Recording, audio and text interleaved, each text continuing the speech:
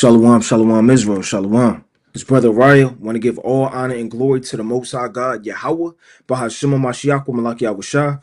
Another strong shalom to all of the mighty brothers that go out there and labor on the highways and byways, making their body living sacrifice. In the rain, the tumults, the demons, the uprises, the uproars, they out there standing 10 toes down for the name of the Lord. Another strong shalom to all of the mighty brothers that are not out there as of yet, but building themselves up, reading, praying, fasting, doing everything they could do to put themselves in a position to shake the hand and wake up the hopeful elect. Another strong shalom to all of the mighty Akwaf in this thing, sincerely reverencing their husbands, being teachers of good things to the children at home, being quiet, shamefaced, submissive, loving, steadfast, cooking, sewing, cleaning, doing all of the righteous acts for our foremothers on fire for the Lord. Another strong shalom to all of the mighty Akwaf that are not married as of yet, building themselves up, doing everything they could do to magnify the Most High. Another strong shalom to all of the children in this thing, right? Abstaining from all lust, concupiscence, and peer pressure, standing 10 toes down for the name of the Lord. And last but not least, another strong shalom to the 12 tribes scattered abroad, reading, praying, fasting, magnifying the Most High and his beloved son Yahushua. All right, this is going to be an in-depth breakdown on how to be the elect woman, right? The daughters of Sarah, right? So it's a lot of sisters, they coming into this thing. It's a lot of brothers, they're newly married. It's a lot of what they would call men and women on the milk, right? And as we understand the words of life, we have to perfect the understanding of how to apply these precepts. Because a lot of people, they read the precepts, know the precepts, but they don't apply the precepts. What sense is there to have living waters, right? The word of God to be able to remove spirits, strengthen you up, make you the elect, make you powerful, make you strong in the words of life, in the words of the Most High, but you don't use it. Not only don't you use it, you don't even know what the Most High is even requiring of you, man. See, a lot of sisters may stop at cooking and cleaning and being quiet. And that's all they know, because that's all their husband teach them, man. Or that's all they heard men on the highways and byways and or classrooms telling them, man. It's a lot more to being a woman in its truth, other than being quiet, other than cooking, other than cleaning and carnal things, man. There are a lot of spiritual gifts that women have to benefit the nation, benefit their husband, benefit their households, and benefit, you understand, the well-being of us as a whole nation, man. We have to apply these things in the last days, right? We're going to dive straight into it, right? Give me a strong con if you can see the screen. Right, give me a strong con if you can see the screen. All right, we diving straight into it. Let's go to the mighty book of Sirach. This is Sirach chapter 40. And I'm going to start at verse 19. It says, children in the building of a city continue a man's name. Right, so you may have children, you understand, your offspring, right? They're named after you in the building of a city. Because when man builds a city, just like David, when he took it from the Jebusites, it's called what? The city of David. See, it continue a man's name. But a blameless wife is counted above them both, man. See, the Most High liketh a blameless wife unto a ruby, unto a diamond, into something impossible to really come across. See, a lot of sisters, they think that they're a Proverbs 31 woman. A lot of sisters, just because you cook and you clean, or you may do a couple of good acts, right, or whatever the case may be, or you may sow or do something for the nation, that applies you to be a Proverbs 31 woman, man. See, to be blameless is virtuousness. To be blameless and perfect in the eyes of the Most High is well-pleasing, man. See, a man wants a woman not only to listen, cook, and clean and do carnal things, but to be blameless. See, the elect is blameless. The elect has no guile found in their mouth, for they are without what? They're without sin, right? Paraphrasing greatly. Right, it says, but a blameless wife is counted above them both. You want to have a good name as a woman, man. You don't want to be that woman that's slothful, right? That woman that she has 1,000 friends, right? She's always over here. She's talking to these sisters. She over here. She's talking to these sisters. She doesn't have a solid foundation, right? She's all over the place murmuring, right? Tale-bearing, spreading secrets, having an ill block, right? All the other sisters are laboring, but she just comes around, man. She worries more about her outward appearance, her braids, you understand? Her dress, her fringes, the way she holds her Bible, her perfume, her oils, than she does the work of the Most High. So you want to be blameless in this truth as a woman, man. And even in the world, let one brother in the world, a brother know a brother that had that woman, man. He don't want nothing to do with her. Now, carnally, you know, all type of damn adultery and fornication happens in this world, but no man is thinking about wifing her, man. No man is thinking about actually having children with her. See, men in the world and some men in this truth think extremely carnally, man. See, when man eyes a woman, in his mind, he wants her to be a virgin, blameless, perfect, quiet, undefiled, because his deep nature within him wants what the Most High wants. See, a lot of women, chalk it up to men being aggressive. They chalk it up to men, being overwhelming. They high expectations and, all these things that women chalk men up to be. It turns them off. And now they're independent women. Now they're in this world. Right now they're doing things that are easier upon them and not the burdensome things that a man wants. It's not burdensome to be respectful, to be quiet, to be meek, to take on the attributes of Sarah, Judith, you understand, Martha and Mary, these women that were before us that lay excellent examples of how to move in the spirit, what to do in temptation, and how to overcome adversity. So being blameless is a very important part of being a woman in this truth, man. Because you'll find yourself with less problems and troubles. You don't want to be that sister that's at everybody's DMs, man. Because best believe a brother's going to do this for women that don't know. You seen her before? Then a brother going to kind of glance at the phone. Yeah, I talked to her before. And do you know what that's going to say to that man? That's the end of that. Close the book. Close the chapter. You know what she's going to do now? She's going to now open up that next message and that next message because she's not shamefaced.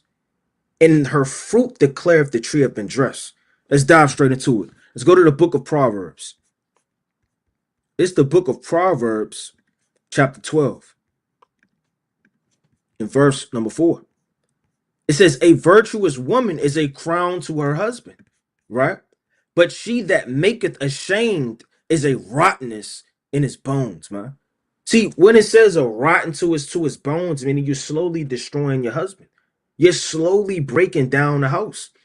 You're slowly taking away everything that's upholding you. See, a virtuous woman is going to be a crown to her husband. Her husband is already a man. He's already a man of the Lord. But see, that crown is going to be everything.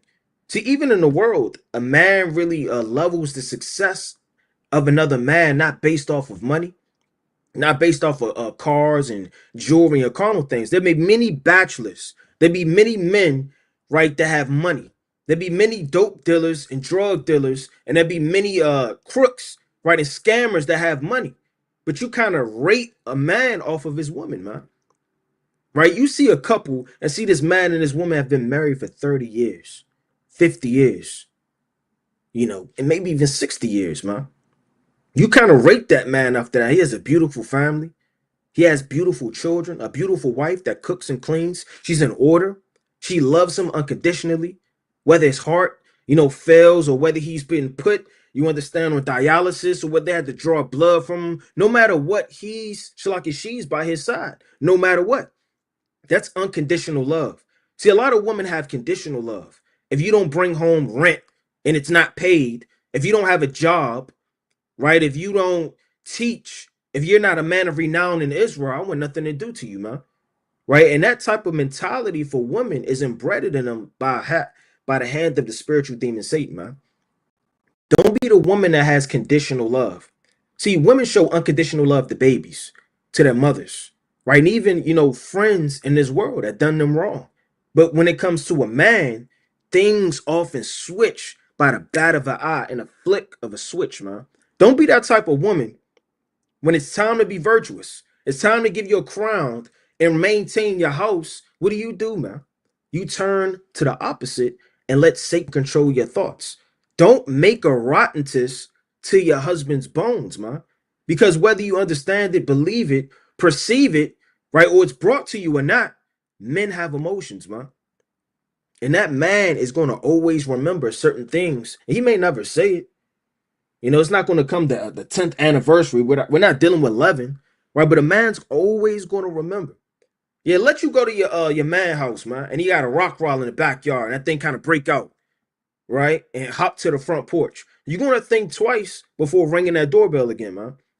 Not that you have a grudge against them, but it's common sense. All throughout the Gospels, what did Paul say? Mark that man. Note that man, right? So these things are embedded in men's minds. So you want to have that type of mentality for a man to rest in his woman as a pillar of rest, not a worrisome rottenness to his bones. Let's go to Proverbs chapter 31. This is the mighty book of Proverbs chapter 31. And see, what they're going to tell you is in the world, and or sometimes even in its truth, that you have to immediately be a Proverbs 31 woman.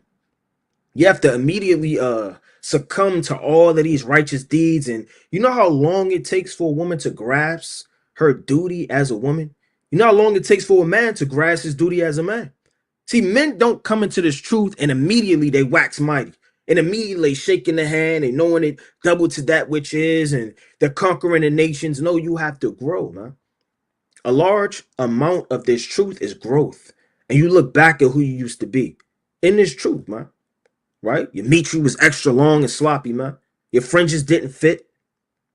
Right? You held your Bible upside down. You read it like this, or you read it all the way like this, and then you look at yourself now, man. Your beard then came in. Right? You found out, how to make a garment or whatever the case may be. You start moving in a spirit to where it was different from when you first came in. And don't be peer pressured as a woman to immediately be something that you know you can't as in this moment, or that you're not ready to be. See, that's why growth is uncomfortable, what we strive every single day into perfection. See, Yahweh Shah doesn't come down off of his throne and stare into the mightiest man of the earth and say, why aren't you mightier, man? No, the Lord comforts us, right? He gives us soothe and relaxing words, man. He doesn't plead against us with his strength, right? He encourages us. So, I mean, for men that are watching this, you have to encourage your woman to continue to strive to be an elect woman. You can't get on her just because she's not the elect woman, man. You know how long that takes? And the Lord said, who can find a virtuous woman? Now, that statement alone should let you know how serious it is, you understand, to find this type of woman, man. This woman isn't at your local grocery store, man. This woman isn't hiding in the bushes, man. Or this woman isn't, at a lot of local Sabbaths. Who can find her? Meaning this woman is one out of a million. This woman, because a lot of women have virtuous attributes. She may do something that's virtuous that adds to her house, and all praise to the Most High. But to completely name this woman, a Proverbs 31, who can find her? For her price is far above rubies. It says the heart of her husband doeth safely trust in her. See, a lot of women, they want to go straight to whatever they, deem soothing to their soul when they read Proverbs 31. Oh, I cook, right? So now you automatically a Proverbs 31 woman. Oh, I sew, ding, right? Or I have a lot of children. No, but the Lord said the heart of her husband. Meaning for you to even be classified as this type of caliber woman, right? Even in this war, they got what they call calibers, man, right? You got this man, he owns a Fortune 500 company. He's rich, right? He's not going to want a woman, right, that's poor, man, right? The worldly mentality of man. He does not want a woman that's just going to spend up his money. He want to match, like they say, man. You want to be equally yoked spiritually, man.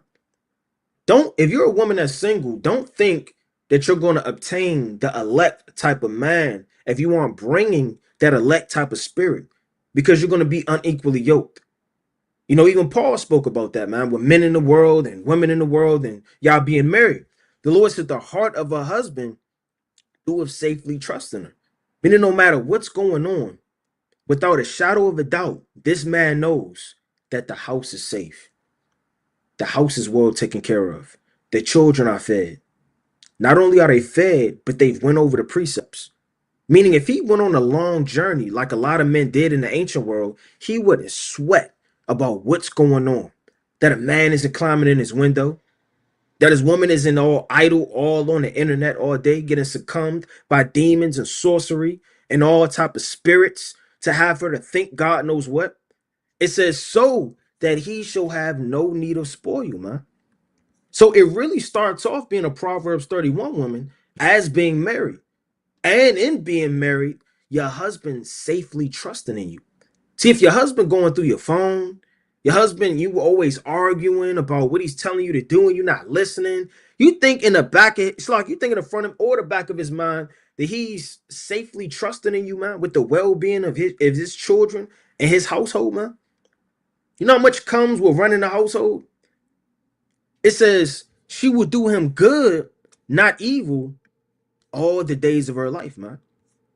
See, a lot of women, they may have a good week or a good month, right? Single and or married.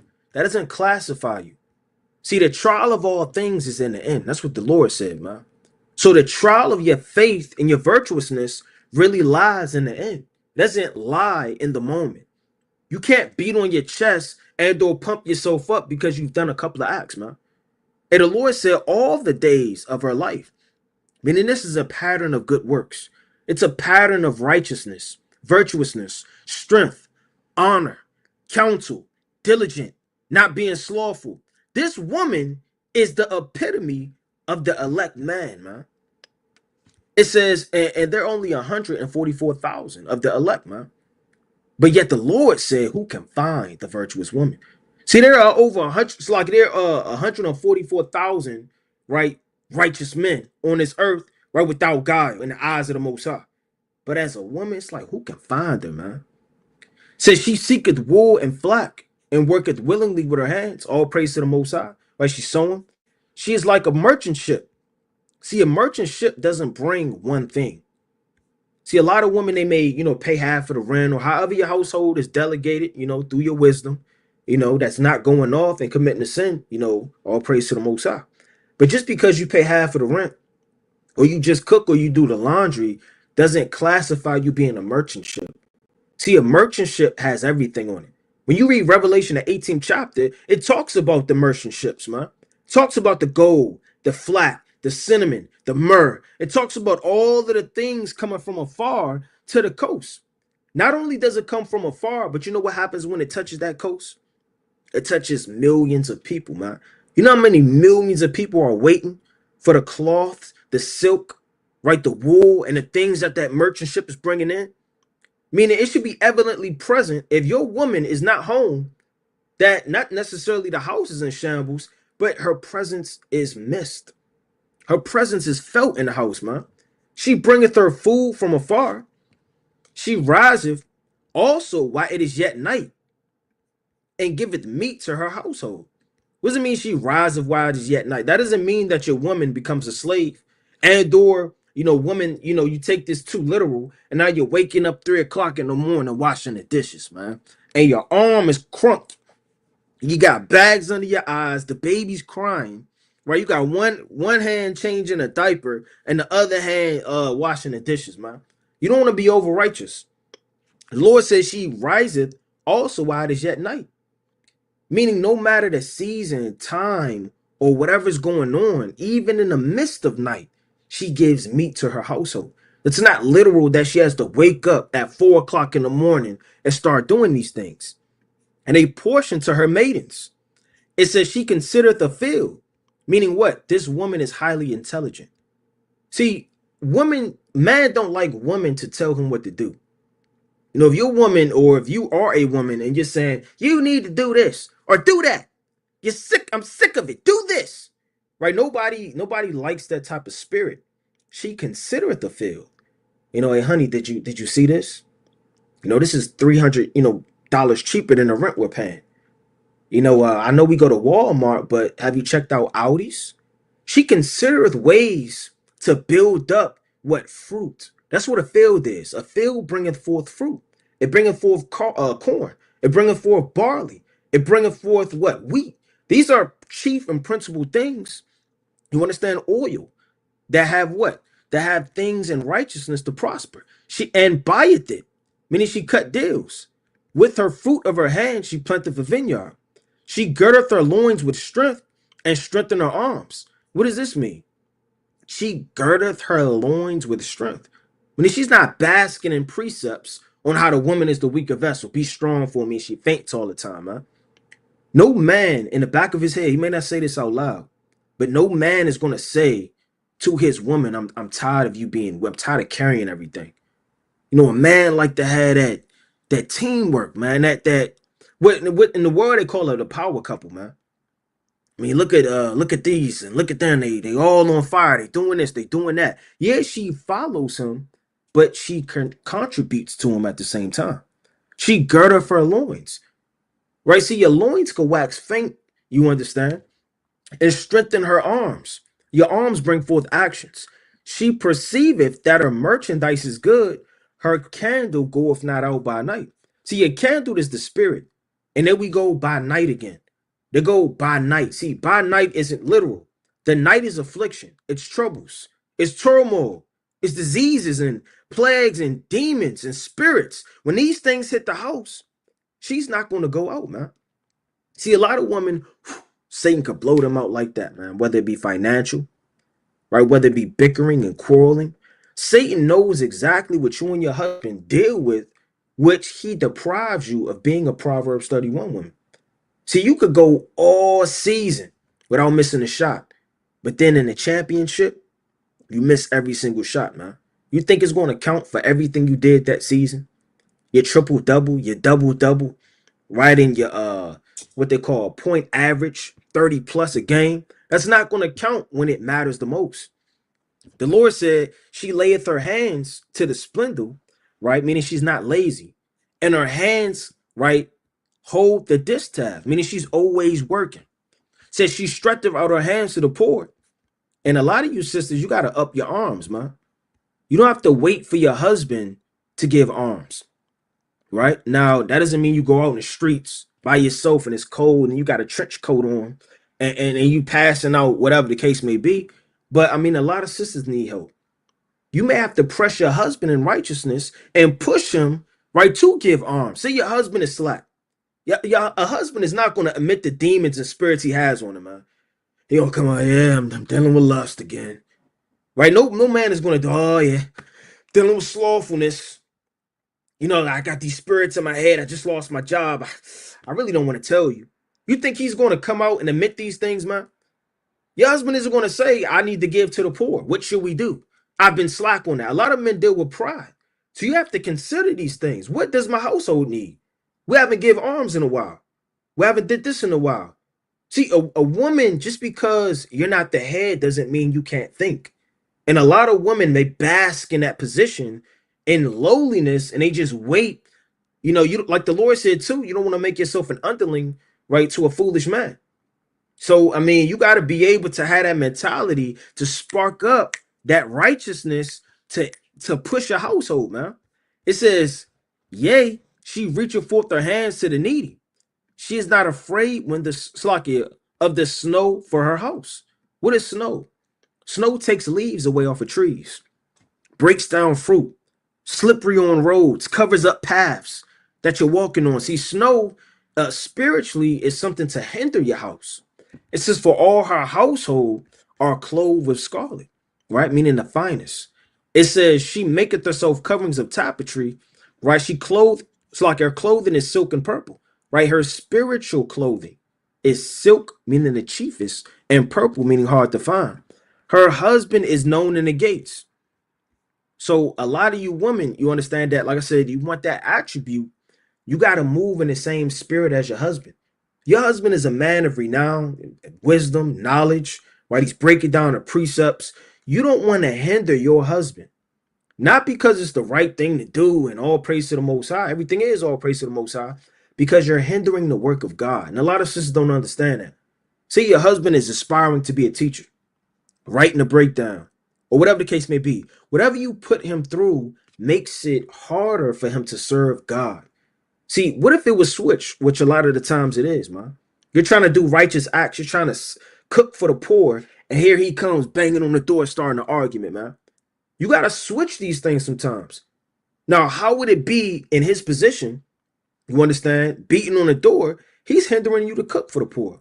He's hindering mouths being fed. He's hindering souls that are destitute, that need, you know, a warm meal, man. These things mean everything. How do you think the wrath of the Most High is going to come down on that man? How do you think the wrath of the Most High is going to come down on a lot of women, man? So you want to be able to add to your husband, putting out highlighters, making sure they got the frankincense and myrrh. It's the small things that count with a man. See, worldly women, they want a big diamond ring.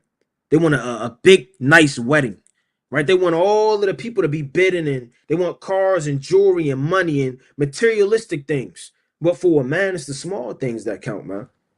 Right? Him having a hole in his sock, you buying him a new pair of socks. It's the small things. These things mean everything.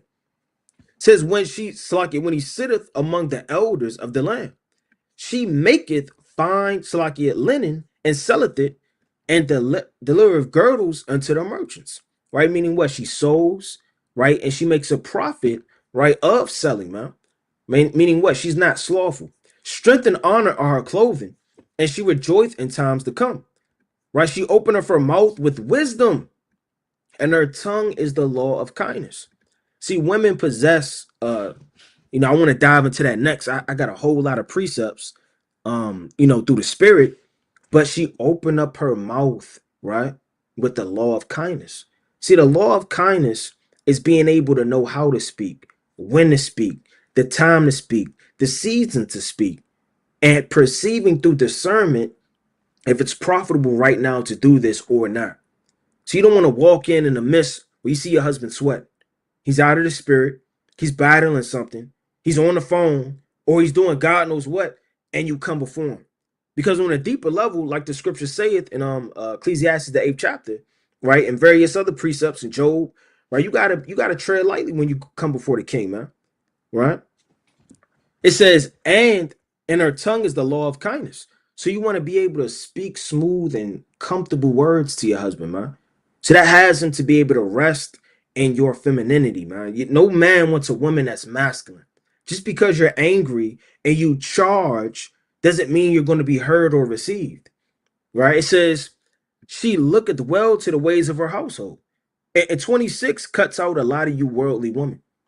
A lot of you women that's in this truth because you don't take on a law of kindness. You don't take on a tongue of kindness. You don't open up your mouth with wisdom. You open it up in shame, contempt, quarrelsome, anger, right? You let emotions take hold of you and make the best of you, man. What did Rachel say? Give me children or else I die. So, I mean, you speak emotionally, you bound to say anything, man. You bound to cut yourself. You bound to snare yourself. You bound to make a vow. Right? Like in Numbers, the 30th chapter, when you diving into it, a husband could chop down a vow. Why? Because a lot of times women, they speak emotionally. They speak after their emotions and they're not using wisdom. You have to be able to have the mentality, right? Whatever I say out my mouth is going to be weighed in a balance. The Lord said, by my words I shall be justified, and by thy words thou should be condemned. Says she looketh well to the ways of her household, and eateth not the bread of idleness. So the elect woman can't be idle. She can't be fiddling her fingers, not knowing what to do. Meaning each and every day of her life, she's moving forward to benefit the nation, the sisterhood, her household, her children. Something is spiritually on her agenda board, man. For lack of better terms, man. Salaki. Something is spiritually jot down all the time. She's not waiting for somebody to tell her what to do all the time. You got certain people in the workforce, right? They'll see, a man taking a duty on, nobody even asked him to do it. He washing the wall. He came in 2 hours early. He seen something, that screw was a little loose, so he tightened it up with his wrench that he kept in his trunk. They said, well, damn, this man is on fire, man. We need to promote him, right? These things don't go unnoticed. But if he's just twiddling his fingers, waiting to be told what to do, nobody wants to micromanage somebody. You want your woman, right, to not eat the bread of idleness. Her children arise up and call her blessed. Her husband also, and he praiseth her, right? When it says her husband praiseth her, meaning what, man? See, in order to praise your woman, she has to be doing a hell of a lot for you to be able to commend the things that she's doing. See, if your child came home from work, so like from school, and all he did was his homework, right? You may look at it. I mean, okay, all right, check it, and then he go in the room and watch TV. But if he brought home an A on a report card, he brought home 2 badges, He brought home all of these different things he's bringing home, his homework. He already did it on the bus. He already did it at school. You have to now commend all of his works. Meaning a lot of women, I wash the dishes, and they explode a lot of the times. But you're supposed to do these things. See, it's really only noticeable when you go beyond.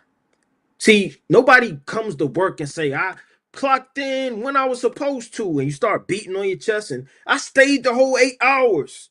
I didn't take more than 3 breaks like I was supposed to. Well, you're supposed to do those things, man. Nobody's going to commend you for completing the bare minimum of what you're required to do. As a woman, you understand when you go beyond that, a man is noticing that, and he praises her for the things that she's doing. Check this out. Many daughters have done virtuously, man. And a lot of sisters just fall in verse 29. And that's a good thing to do virtuously, not to take away, because like the Lord said, who could find a virtuous woman? But a lot of women, they just do virtuously. It says, but thou excellest them all. And 29 could be anything, man. It could be Moabites, like Ruth. Ruth could fall in verse 29. See, to do virtuously, you have a lot of chinks, right? And all of these different nations, they do virtuously to their husbands, man. Right? They putting his slippers on, they warming up his food. Right? Don't let these Arabs, right, and these Chinese and these Japanese outdo the daughters of Zion, man.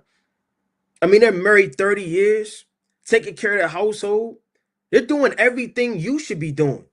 But don't let social media, demons, spirits of the world, and hate toward your own people, right, which is your own husband, your own Lord, man, deprive you of your labors. It says, favor is deceitful, right? Meaning what, man? See, man could favor any woman because she may have long hair. He may like a light skin. He may like them dark skin, right? Favor could be deceitful. He may like her slim. He may like her a little thick. See, favor is not going to be the end all be all to this woman, right? It says, and beauty is vain, meaning what? How you look as a woman. But a woman that feareth the Lord, she shall be praised. Give her of the fruit of her hands. And that's twofold. That's not always talking about give, give, give. Give, give, give. Right? I did this, I did that. I need money. Or I need this, I need that. Give her the fruit of her hand. What does that mean, man? See, you can't expect much if you do nothing, if you do less. The more you do, the more you contribute, the more cleaning your hands in, the more the Most High is going to bless you, man. The more the Most High is going to turn the mind of your husband for your well-being and your behalf. See, the Lord takes away spirits and he also puts in spirit to the house, man. Give her the fruit of her hands. Meaning, who could deprive a woman that is laboring in righteousness the fruit that she deserves? And the Lord said, muzzle not the ox that treadeth out the corn. Meaning, this ox all day is working. He's pulling. He's breaking down the fallow ground. He's in the heat in noonday, parched country. He's doing everything you want him to do. Why would you muzzle him when it's time to eat, man? Why would you take away the fruit of his hands and his reward? The same way this Proverbs 31 woman is going to eat of her works. It says, and let her own works praise her in the gates. Let's go to the mighty book, right, of Hebrews. It's the mighty book of Hebrews, right, chapter 11. Right, we diving straight into it. It says, through faith, also Sarah herself received strength to conceive, man. Right? Right, conceived seed and was delivered of a child when she was past age. It says through faith. So we talk about, being a daughter of Sarah a lot of the times. Sarah isn't commended just because she made food for Abraham, right? And tried to cook it all up for the angels, right? In Genesis, the 18th chapter. It's not why she's just the most commended. See, Sarah had faith. How did she have faith? Because when it was impossible, her flour was gone and she was past that age, she still had faith in the Lord, no matter what's going on and it impossible from happening, that the Most High can make anything happen, man. She had faith that even in her household, Abraham didn't know where he was going, man. There were no signs. They say take a left right here and go right here and continue to follow the Most High 30 more miles. No, Abraham followed the Lord, and what she had faith following her husband, man. A lot of you sisters want too many questions answered instead of just following through faith, man. If your husband has to break down every little thing he does for you to trust and believe or whatever, then you got to really question that man, or you got to question yourself. You should have full faith and assurance that he has full faith and assurance of Yahweh Bashem Yahushua, man. And if you don't, then y'all got to strengthen up your household, man, because that's putting spirits on you. And you're supposed to trust your husband no matter what's going on, man. It was a episode of Martin, right? I'm a butcher it, but Martin. It was a woman. That woman. Damn, what was that episode? I forgot her name, but he used to go to school, and I was his teacher. And then her car broke down or something. And she came over and she was on the phone. Can I use your phone?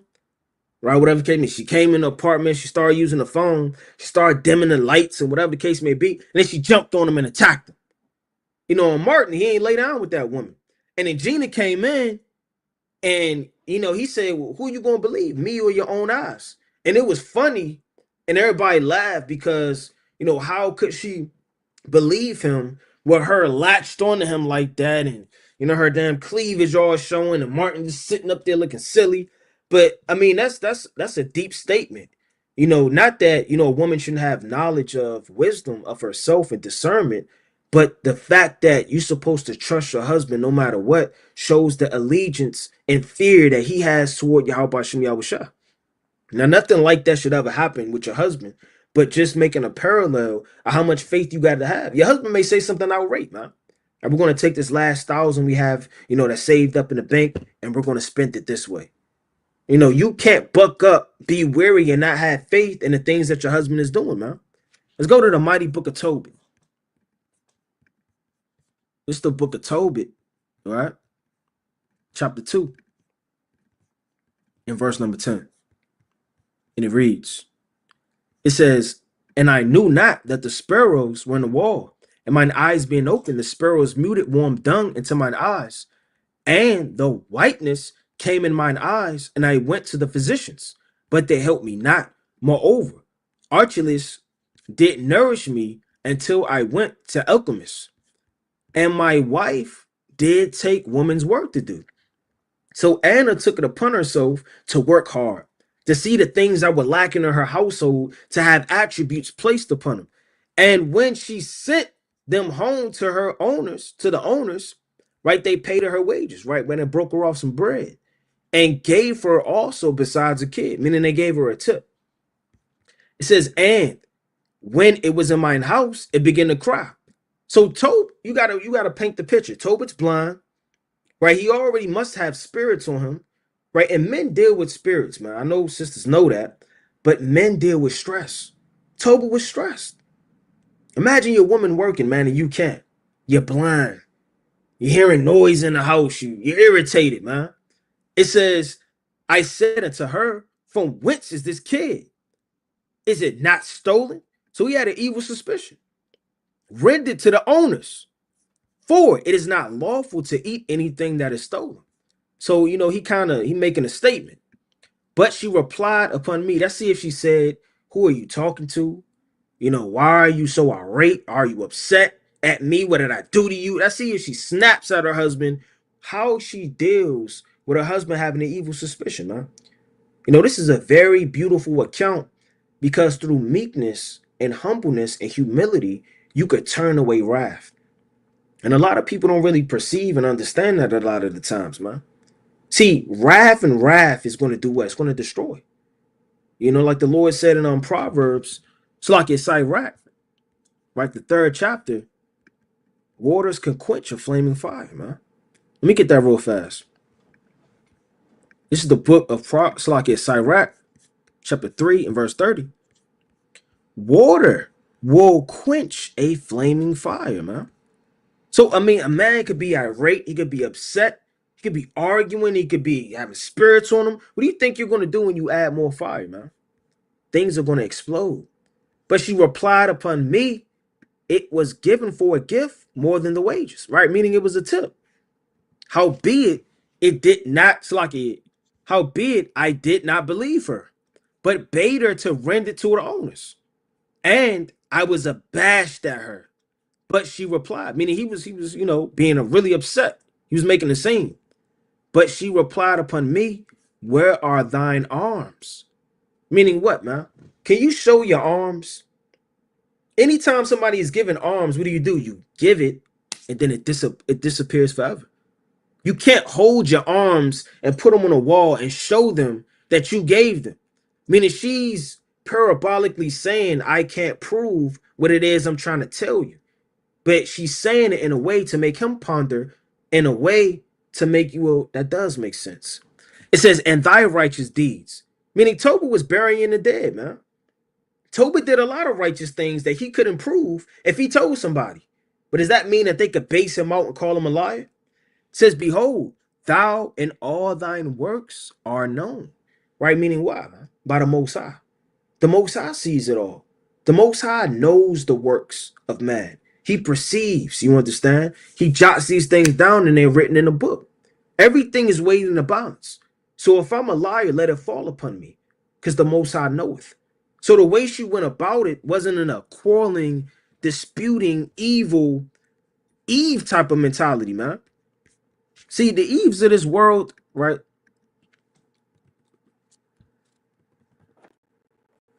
See, the Eves of this world are evil, man. Right? Your Glorrillas, right? Nothing but demons. Just outright evil demons that pollute the mind of these sisters, man. For all you sisters that think the fast life is fun, it's cool, it's turned up, it's live, it's lit, it's where you want to be, ain't nothing but STDs, judgment, wars, fightings, getting jumped, right? All of these things befall the wicked, man.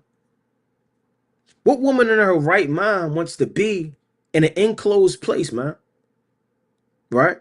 With a sorcerer playing music, controlling the minds of the simple. While people think about fornication, madness, and idolatry, right? And nothing but lewdness, man. See, sisters got to start coming out of this, man. And if you ain't watching, they're pushing a heavy spirit of women in the world, man. Your Glorrillas, your Sexy Reds, your Megans the Stallions, right? Nicki Minaj, right? You got what's her name? Carly B, right? It's another you got the City Girls, right? Who else you got? What's that light-skinned girl name? Uh I forgot her name too. But I mean it's just a large amount of spirits of our women on the earth, man. Just going off and being independent women, taking advantage of men. Like this is not well pleasing to the Most High, man. Let's go to the mighty book of Judith. See, righteousness used to be cool in the ancient world, man. It was never cool to be a whore. When you read the scriptures, they did that in secret. Like they were hiding. It wasn't cool to come out and just be evil, man. Like this is the mighty book of Judith, right? Chapter 8 and verse number 8. And there were none that gave her an ill word. There go that blameless name again. For she feared Yahweh greatly. So none could say to Judith, she's showing her behind, she's being irate. I heard her, kind of displeasing and over talking her husband. See, people of the world, like they say the saying in the world, never tell your family or your friends what's going on in your marriage, because they're going to always have a key sense of your significant other in that light. They're not making love to them. They're not reconciling with them. They have no idea what's going on in your house. All they have embedded in their mind is that he yells, or he flipped that table, right? Or he did this, or he was broke and he's poor and he's not taking care of his family, or whatever you sow into people's minds, right? You don't think her and Manasseh had an argument before? See, the relationship of a husband and a wife and the righteousness of a woman is going to last forever, man. These things you have to be over top of and diligent and aware that however I pollute my wife or my husband is how they're going to be remembered amongst the land. That's why the first precept we brought out through the spirit and power of Yahweh Shem Yahweh Shah is a blameless wife, right? It's better than a city that continues. Nobody wants to get counsel all the time because their wife is going off, man. Nobody wants to get counsel all the time, or you go to sisters all the time, or sisters go to other sisters, and you always cry. Sometimes you have to have strength, right? Like it says, it's her arm in Proverbs 31. You don't want to always run to somebody all the time. See, a baby that always runs to his mother is going to have a issue problem. They're going to always want to be picked up, and they're going to cry themselves to sleep. Sometimes that kid got to learn to be by himself. Sometimes these attributes that we instill in our children and though our fathers instilled in us work to this very day. Somebody not always going to save you, be there for you, pick up the phone. Phones ain't going to last forever.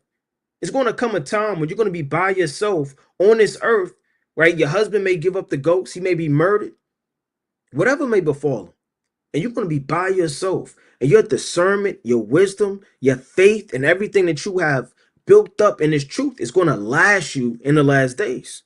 It said none gave her an ill word, man. Right? Don't give your woman an ill word when y'all argue. Right? Don't have any occasion for the adversary, the devil, man. Because that's going to deprive her of her works.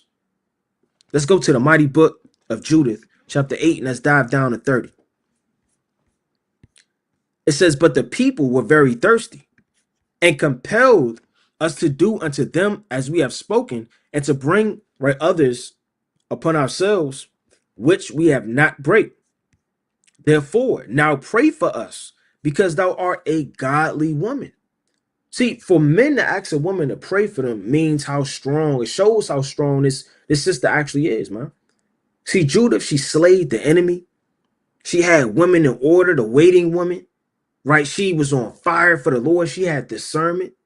She knew the elders of the land. She knew that they were going off. She reproved them. She prayed for the body of Israel. Her attributes, we're talking about today, isn't just how beautiful Judith is, man. It's not the first thing that popped in somebody's head is that she was the beautifulest woman of the land. No, her attributes. Her name lasts forever, man. There's not anything anybody could take away from Judith to this very day because nobody gave her an ill word, man. No matter what goes on, you have to maintain integrity as a woman. Sometimes this thing is deeper than you. It's deeper than you throwing that dish, because once you throw that dish, you'll never be able to unthrow it. You will forever have that name and instilled in your husband, be known as that. Sometimes you just got to play, like they say, the long haul, the long game, the long road, man. You got to fast. You got to repent. You got to read. See, you don't want to be strong in word. Like the Lord said, there's a friend which is only a friend in word. Right in the book of Sirach, chapter 37, verse 1. You don't want to be a wife that's only a wife in word, but not in deed, man. You have to label as a wife, but you don't do the attributes as a wife. With the most high required as a wife, man. Let somebody be a captain. Let somebody be an officer. Let somebody be a soldier. You know the mentality and the expectations they're going to have for that man with that title? Let somebody be a manager, man. Let you come in the office and you knock, man, and you ask a question, and they like, I don't know. Get out of here. Your expectations for your so-called boss are high because he's getting paid top dollar. He has that label of whatever the case may be. A wife is one of the highest titles anyone can possess in this world, man. You know how many women that are crying out to be wifed, going on thousands of dates, change this dress 15,000 times. Women travel. I mean, the things people do, you understand what they call to find love, and you have it, and you take it for granted. It should be really something to meditate on. Let's go to the mighty book, right, of Tobit, chapter 3 and 15, right, going into a virtuous name, right? It's the book of Tobit, chapter 3 and verse number 15. It says, and that I never polluted my name. See, your name is everything. That's all you really have at the end of the day, man. That's all you have. Nobody's talking about Paul being a tent maker, man. That's not the topic of discussion, man. Brothers don't get together and talk about how Paul was the mightiest tent maker, man. Right, in all the land. And everybody to this very day, they put tents up on their wall, man. Right, and they put nails and they image themselves after Paul. That's not what he's labeled as, man. Yeah, he was a tent maker, but he labored, man. That's the spirit you think of Paul. You think of a caring spirit, when you think of Jeremiah crying out, he's known as the lamenting, right? Lamenting prophet. Yahushua being merciful. He came to give you mercy, man, and grace. As a woman, what name do you have? You don't want to be a complainer, a murmurer, a hater, jealousy. These are the things you don't want placed upon you. It says, nor the name of my father in the land of my captivity. See, they used to have honor in that. I'm the only daughter of my father. Neither have he any child, right? But me, his heir. Neither, right, any near kinsman, nor any son of his alive to whom I may keep myself for a wife. My 7 husbands are already dead, and why should I live? Right? And she had spirits on her, man. And why should I live? You know how patient she was, man? You sisters, you got to stop being so hasty getting these husbands. Because what are they doing to you? They're leaving you. They're getting 17 wives. You want 55 counsels. Y'all hate one another with all y'all heart and soul. You have built up leaven and evil disease, rooted in a plague deep down within your soul. She was patient for her husband, man.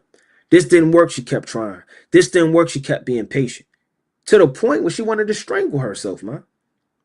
It says, but if it please not thee that I should die, command some regard to be had of me, and pity taken of me, that I hear no more reproach, man. So, I mean, that's how serious, right, this thing is. Let's go to the mighty book, right of Judith, right, chapter 11. We'll get this quick precept in Judith. Right, this is Judith chapter 11, and verse number 20. It says, then her words pleased Holofernes and all his servants, and they marveled at her wisdom and said, meaning what? She had discernment. When she spoke, the thing she spoke was well pleasing to the ear. There is not such a woman from one end of the earth to the other, both for beauty of face and wisdom of words. And that's a beautiful thing. A lot of sisters, they worry too much about their outward appearance. Some sisters don't care too much about their outward appearance, man.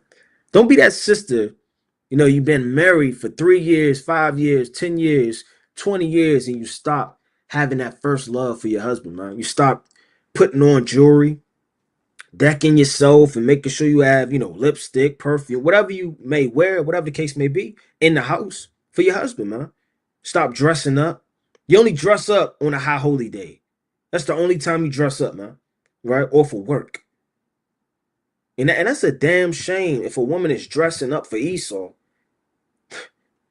being polite for Esau, biting their tongue for Esau, and doing whatever Esau saith that's not her husband and her enemy, and despises the man that loves her soul, man, that would die for her, that breaks his back week in, week out, day in, day night, just to put food on the table, man. Yeah, you're going to argue. You're not going to see eye to eye from time to time. It even happened to the righteous. But I'll be damned if that happened to the elect woman, the daughter of Sarah, man. You can't let anything divide your household. You are the pillar of the house. If you withdraw yourself, what is that going to do to the house? It's going to make it harder for it to stand. Meaning you put more spirits on a man. Now he has to do things that, is taken away from the work of the Most High. He has a more weight pushed upon his shoulders. These things affect your house. It says, likewise, Holofernes said unto her, God hath done well to send thee before the people, that strength might be in our hands, and destruction upon them that lighten regard might my Lord. Right? Let's dive into it. Let's go to the mighty book, right, of Judith. Let me get one more in Judith, right? It's the book of Judith, chapter 12 and 14. It says, then said Judith unto him, who am I now that I should gainsay my Lord? They kill people for gainsaying, man. Don't you know that Kor has an everlasting name in the book of Jude for gainsaying, man? Gainsaying is to speak against. You don't want to be a sister that speaks against everything your husband is saying. He wants meatloaf. You want this. He wants to go to the Passover. You want to keep it in the house. He wants to live here. You want to live there. And you're always just picking and disputing and hating and gainsaying everything he says, man. Right? Whether you receive this or not, your husband doesn't have to explain anything to you, man. It's well with wisdom for him to. It's profitable for him to. But at the end of the day, if he says we're going to do something, there's no law that says he has to explain to the T everything that he's thinking right to you. Because it may come a time where he doesn't have the time to explain it. And you have to trust your husband, man. You think he has time to explain everything? Here he's telling you to duck. And you sitting up there, you got your fist balled up on your hip. Why? You're always telling me what to do. And the next thing you know, you get hit by a stray bullet, man. Or you get hit by a car. Right? Let me read that. It says, it's the book of Jude, right? Chapter 1. And I'm going to start at verse, Salakia. But dive straight into this thing. Salakia, bear with me. Gotta find this precept. Verse number 11. It says, woe unto them, for they have gone in the way of Cain, right? Meaning murder, hating their brother, and ran greedily after error of Balaam, right? For taking rewards, for reward, and perished in the gainsaying of Kor. See, gainsaying is an attribute that no man likes for a woman. To gainsay, to buck up, always question. He has an everlasting name for gainsaying Moses. It says, then said Judith unto her, Salak unto him, who am I now that I should gainsay my Lord? Surely whatsoever pleaseth him, I will do speedily, and it shall be my joy unto the day of my death. See, it's not brother's joy a lot of the times to serve the Lord. You in the rain, right? Your back hurt, gotta read long hours, you ain't get no sleep. But the joy of the Lord is your strength, man. For a woman, you know, Satan could easily hop up on you, man. This is a mortal man. Why am I always cooking for him? Why? He could do it himself. It did it. It did it. It should be your joy to fulfill the very reason you exist, man. What's the reason for women to exist? Yet chiefly is to serve the Most High, not to take that away, but man was already praising the Lord in the third heavens. Angels were already created. The Lord didn't have to create a woman, you understand, to praise the Lord. They were created to be a helpmeet to their husbands and for life to be upon earth. To take away your duty of existence, to replace that with your own lust and pleasures, withdrawing your attributes and duties as a wife, a mother, you understand, and a sister, these are the reasons you were created, man. Shame on you for wanting to do something you weren't created for. That makes no sense. The Lord said for his pleasure were we created in the book of Revelation, the 4th chapter. Meaning for his pleasure, meaning the Lord had pleasure creating us for us to serve him and to be strong to endure that he may give us a crown.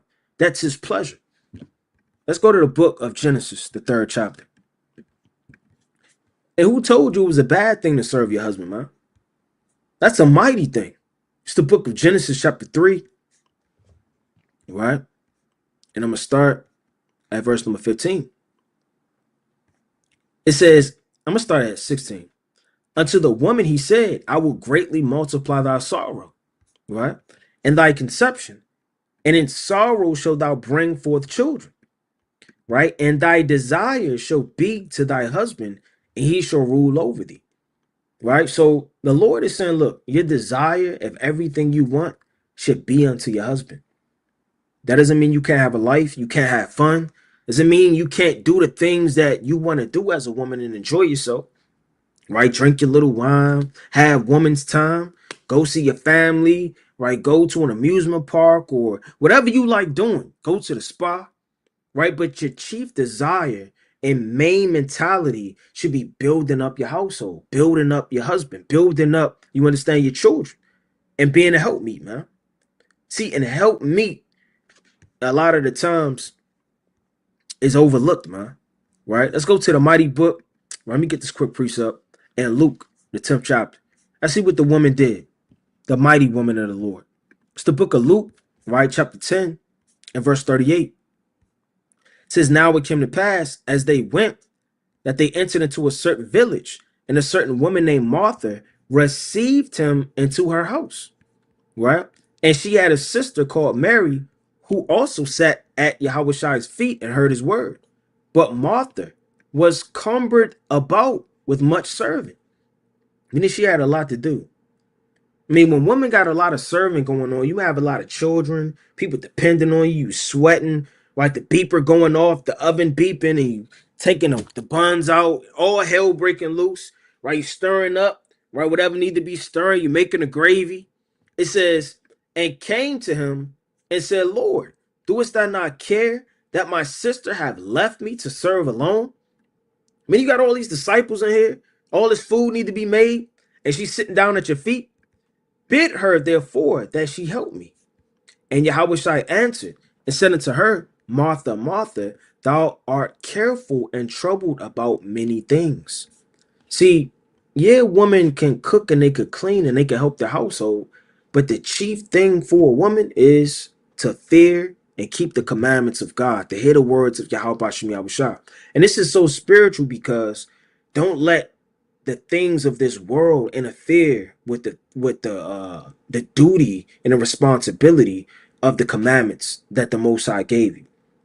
Don't let your household overtake. It has to be a just balance. Here you are, cook, clean, washed, right? You washing the tub. Here it is, 10:30 at night, and you don't have time to read. You don't have time to do spiritual things, right? You're so cumbered about with much things and troubled of much things, you forget what God you serve, man. You forget what the Most High told you to do. It says, but one thing is needful, and Mary have chosen that good part. Meaning, your first thing to do as a woman is to serve the Most High. And in serving the Most High, you serve your husband through the Most High in the works that you do, which shall not be taken away from her.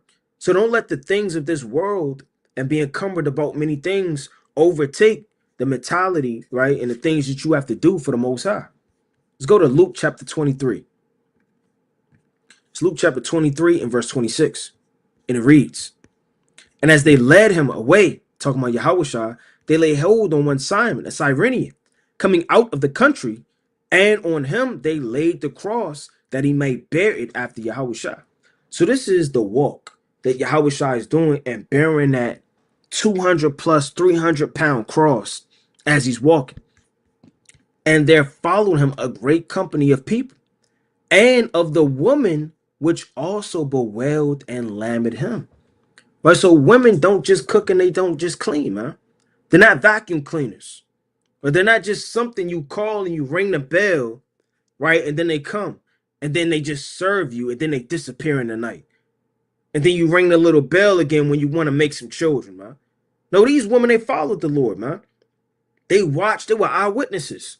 They followed, they seen the miracles, man. Yeah, they cooked, they cleaned, and did these spiritual things along with being the carnal things. It said they bewailed and lamented him, but Yahweh started turning unto them.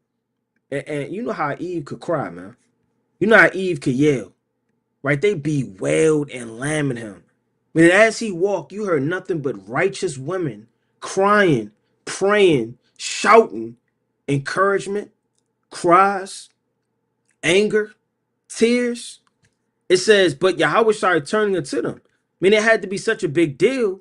In the misery of the Lord, right, said, daughters of Jerusalem, weep not for me, but weep for yourselves and for your children.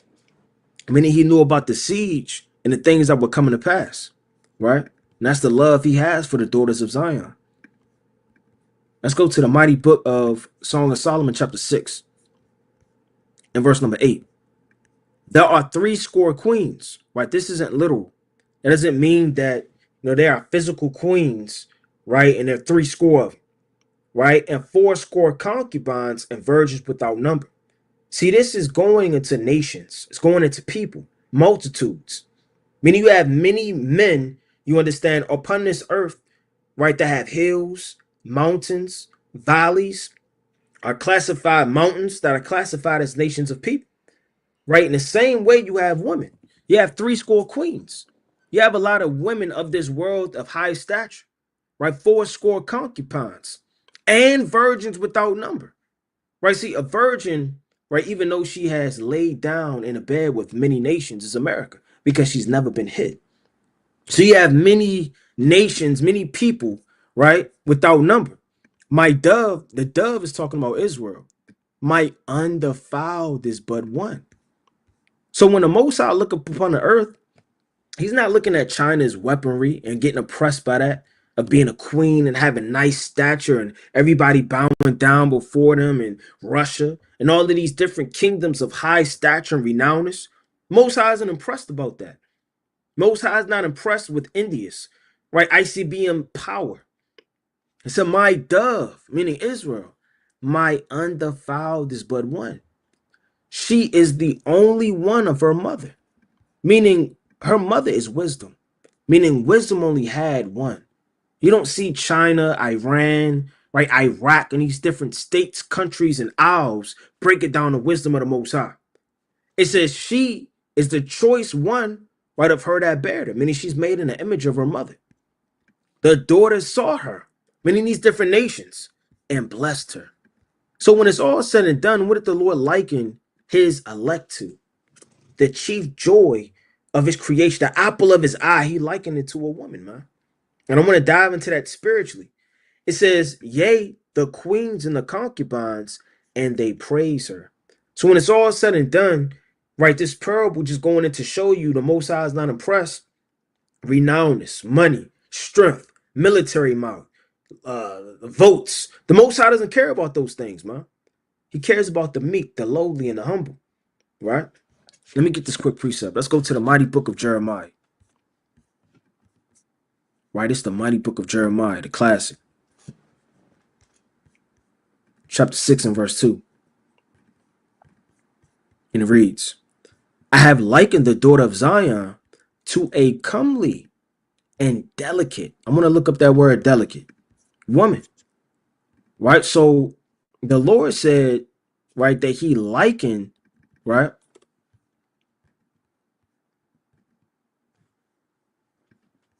the daughter of Zion to a comely and delicate woman, man. Right? Exquisite. Check that out. Eloquent. Graceful. Right? These are attributes you understand that the Most High is liking his elect to, man. Eloquent and graceful. And when you're delicate, you don't want anything to happen to it. Right? Like eggs could be delicate or whatever the case may be. Or, you know, anything could be delicate. Right? It's many things that are delicate. Most High has, you know, different things which he has created, right, that have to be taken with care. And as these things are taken with care, right, you can't break them or bruise them, right? Like you have steel, you have iron, you have brass, you have many different things that are strong, you know, that you could break and bust things through, but then you have delicate things, right? You may get something in the mail, it may say what? Delicate, fragile. The Most High liken that woman to a comely, delicate woman, not a loud talker, a damn Negro woman, man, and an evil woman. Right? To be delicate is a beautiful attribute that women have to, you know, bask in, man. Right? Let's dive into it. Let's go to the mighty book, right, of Acts. Right? It's the mighty book of Acts. Right? Chapter, let me see what I want. 16. It's the mighty book of Acts, chapter 16. And I'm going to start at 14. It says, a certain woman named Lydia, a seller of purple of the city of Thyatira, which worshiped Yahweh, heard us, whose heart the Lord opened, and she attended unto the things which were spoken of Paul. Right? I mean, a woman isn't, like I said, she's not just a cooker and a cleaner. Right? Women have notes, they have journals, they come up, they go to unity camps. They do a lot of, they come up to the church, they come up to the synagogues in the ancient world. These women, they travel with Paul, they labor with Paul. Like Paul said in the book of Romans, the 16th chapter, I believe verse 5, I could be wrong, but that woman Mary, that labored with me in the gospel, man. Right, let me get that real fast. So it wasn't just men that followed Paul and Aquilus and Priscillus. Right, there were also other women named Mary, and there were other women that followed Paul that did the work with Paul, man. Read Philippians, the 4th chapter, right? You can read about those women's names that are written in the book of life. It's the book of Romans, chapter 6, verse 6. 16 and 6. Greet Mary, who bestowed much labor on us, man. So, I mean, Paul salutes a lot of men when you read the epistles. He's always, saluting this man, Marcus, salute this man, that man. He's saluting all of the men, but you can't forget about the woman. Greet Mary. Meaning when you see Mary laboring amongst the men of God, greet her, man. Praise her for her well works, who bestowed not labor, much labor on us, man. I mean, what was she doing? She probably was serving and putting water and grabbing things, bringing things. She had to be doing the work of the Most High, teaching the younger children, watching the children. There's no telling the amount of labor and the things that she have done, but she has an everlasting name. Right? Let's go to the mighty book of Ephesians. It's Ephesians chapter 5 and verse number 21. It says, submitting yourselves one to another in the fear of Yahweh. Right? Submitting yourselves, one to another doesn't mean that you could tell your husband what to do. Right? Or you submit yourself. Well, the scriptures do say submit. And you put down your head, you put it in the dust. And then your wife, she go like that, like a wicked birthday cake spirit. And she smush it in the dust. She smush it in the cake and she get her way, man. Say submitting yourselves, right? What does submitting mean in the Greek, man? Right? I'm gonna get that real fast. Right? I have to agree. Right, let me get this quick precept.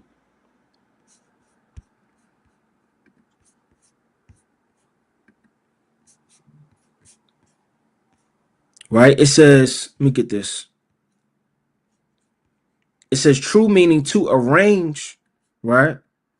Command leader, carry burden.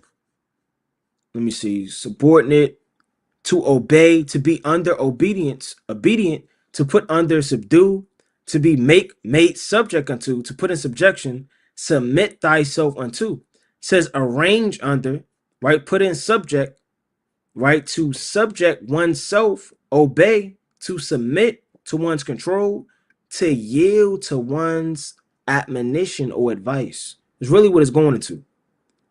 Advice. So when somebody says something, you got to submit yourselves one to another, man. Don't buck up all the time. That advice may not be the thing you want to hear. You may not agree, but you submit unto it. Doesn't mean you submit to evil and wickedness. Your husband is telling you to break your fast, man. Your husband is telling you to not read. Come on, let's just go play. Come on, let's go in the back. Let's play. That's his main. Let's go play. Right? And here it is, the Sabbath day, and you about to go do the work of the Lord, and your husband is telling you to let's go play, man. Right? You don't want to listen to madness and folly. It says to yield to one's admonition or advice. So that's why the Lord says submitting yourselves one to another. Meaning it's okay for a husband to yield and listen, okay? Kind of laid up the heart. I mean, he submit unto his wife. He put his hand over his chest and she put a chain around his neck and she grabbed him wherever she pleaseth. It said, wives, submit yourselves, right, unto your own husbands as unto the Lord. See, the word submit changes context, obviously, in the spirit, going into being subject unto.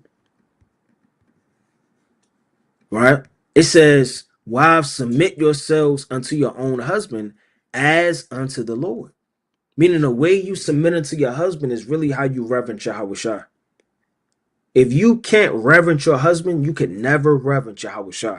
If you leave your husband, forsake your husband, think of a life without your husband, your head is now disconnected from Yahweh Bashem Yahushua.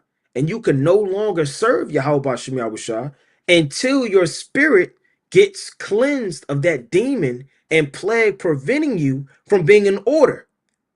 The Lord said to submit yourselves unto your husband. Now, that doesn't mean you put up with getting, raped and beat up and stabbed and weed smoke being blown and cigarette ashes. Right? He doing that in your head. He waking you up in the morning with a right? He's being utterly evil and wicked. But you may disagree just because you're upset and y'all don't see eye to eye, man. You still have to submit unto that, man. It's well pleasing unto the Lord. You think everybody always agrees with the will of the Most High in the back of their head, man? You think we really want to die and be tortured? You think man really wants to stand in the rain for hours? You think man wants to do these things that hurt the flesh? We may not want to do it carnally, but our spirit wants to serve Yahweh Shem Yahweh Shai. It's embedded in us. As a woman, you may not want to do certain things. That doesn't give you the green light and the okay and the pass to do what you want and disconnect yourself from your husband.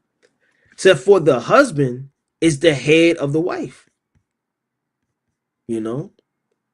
And it was this interview. Probably can't find it or whatever the case may be, but it was this man and this woman. They were married, and this guy giving them an interview, and he asked the husband, something to the effect, how is your woman that she submitted to you? And then he was like, man. Asked the wife, she couldn't answer the question. She's supposed to be a woman of God. Every single time they was getting asked that question, she couldn't answer it. And then the man asked the other man, the husband, to read that precept. And when he read it, he was kind of, pushing him, to have some type of strength in yourself, man. Be a man. This is what it say, man. Stop being scared of your woman. And then he finally was like, yeah, this is what it say. Is she going to submit her to you? They kind of looking at each other, and that's a damn shame. The Lord said, for the husband is the head of the wife, even as Christ is the head of the church and is the savior of the body. See, I don't have a problem with Yahweh Shai conquering and ruling and telling me what to do. The same way a woman shouldn't have a problem with being conquered and ruled in righteousness, man. Now, conquer doesn't mean, just thrown around and, delicate woman, as the scripture says. Conquered meaning what? Took down, and he tells you what to do. Now, any animal you can even learn through nature. The Lord said, ask the beasts of the field, and they shall teach thee, man. Right? Look at the lions. The lions, they move in packs, and they move when the male moves. We're likened unto lions. Therefore, as the church is subject unto Christ, so let the wives be to their own husbands in everything. So in everything in your life, you have to subject yourselves unto the will of Yahweh. And the will of the Most High is to be subject unto your husbands, man. Right? Now, if your husband needs help, spirit ain't right, he leading you down the wrong path, counsel is very important, man. Prayer is very important. Fasting is very important. And above a lot of the things, patience is very important, man. But you can no wise depart yourself, live a life without a husband if you're married. When you read, I'm not going to necessarily go into it. Abigail, right? She had Nabal as a husband. Nabal was off. But what did she do? She maintained her integrity. And the Most High delivered her out of that situation when you read the book of 1 Samuel, the 25th chapter. And the Most High delivered her unto a righteous husband. There's no account of her just doing whatever she wanted to do. Right? And being an elect woman, like I quoted earlier and stated earlier, is maintaining your spirit. When you read 2nd Esdras, right, the 9th and the 10th chapter, that woman, you understand, she ran in the wilderness by herself to bewail herself and cry, and she left her husband. Meaning her emotions lay hold on her. See, a lot of women, when your emotions lay hold on you, you run away. You run away from your problems. And you men, you can't run from everything, man. You got to face Satan. You got to face these demons. You can't run all the time. This is what the Lord said, man. Right? This is the book of 2nd Samuel, so like 2nd Esdras, chapter 10, right? In verse, this whole thing is far, but I'm going to start at 2. It says, then we all overthrew the lights, and all my neighbors rose up to comfort me, right? And I took my rest until the 2nd day at night. And it came to pass when they had all left off to comfort me. And that's spiritual, man. Because when you stop comforting a woman, don't rely on that spirit of emotion to be comforted all the time. Strength and honor is her clothing. That's your comfort. Yahweh Shem Yahushua is your comfort. See, this woman wasn't comforted anymore. You know, a woman like a shoulder to cry on, like they say in the world. It says, to the end I might be quiet. Then arose I up by night and fled, man. So what happened to this woman? Her emotions lay hold on her, and she left her husband. She left her responsibilities. She left her duty. She left her household, and she fled and came hither into this field as thou seest me, man. You think that's a righteous thing to neglect your responsibilities? What if a man just up and left, man? You know what they call those? Deadbeats. A deadbeat dad, man. He just up, stopped paying the rent, stopped taking care of the children. See, men get more flack for their evil, you know, somewhat as they should. They're held to a higher responsibility. But then a lot of you women, a lot of women, they just get the green flag to just up and leave all the time, man. Because they're upset or whatever the case may be. What did Ezra do? And I do now propose not to return into the city, but here to stay, and neither eat and nor drink, but continually mourn, and to fast until I die. Then left I the meditations wherein I was, and I spake unto her in anger, thou foolish woman above all other. Meaning Ezra perceived how she neglected her household, how she was mourning, and the spirit she was in wasn't just. And he rebuked her. Seest thou not our mourning, and what happened unto us? I mean, what happened with Tobit and his wife, man? Right? There are many accounts when you read the scriptures of women, you know, crying, women fleeing. You know, that spirit may hop on the sister, man. You don't want to have that spirit hop on you. Maintaining of integrity and ruling over your emotions is very important, man. You know, women, they have what they call postpartum, postpartum, right? Dealing with the spirit of the baby, you know, leaving you, and y'all used to be one spirit, you know, two spirits resting in you, should I say, and that spirit leaving in you, and you having troubles and problems, you know, dealing with your flower, you know, dealing with your husband and his problems, dealing with worldly finances, and all of these things trouble you, and they stir the river, man. And those things could hop on you, right? And it could cause you to do God knows worse. Let's go to the mighty book of Colossians. I don't want to touch on Colossians chapter 3 and verse number 18. It says, wives, submit yourselves to your own husbands as it is fit in the Lord. Husbands, love your wives and be not bitter against them. Right? So you got a lot of men there bitter, and being bitter to your wife is not being just. You're not ruling with equality. You're not ruling with a balance and justice and being fair. You're being bitter. You're taking things out of context. You're going off. And this is where a level of discernment has to come in for a lot of women, man. Don't be that woman, right?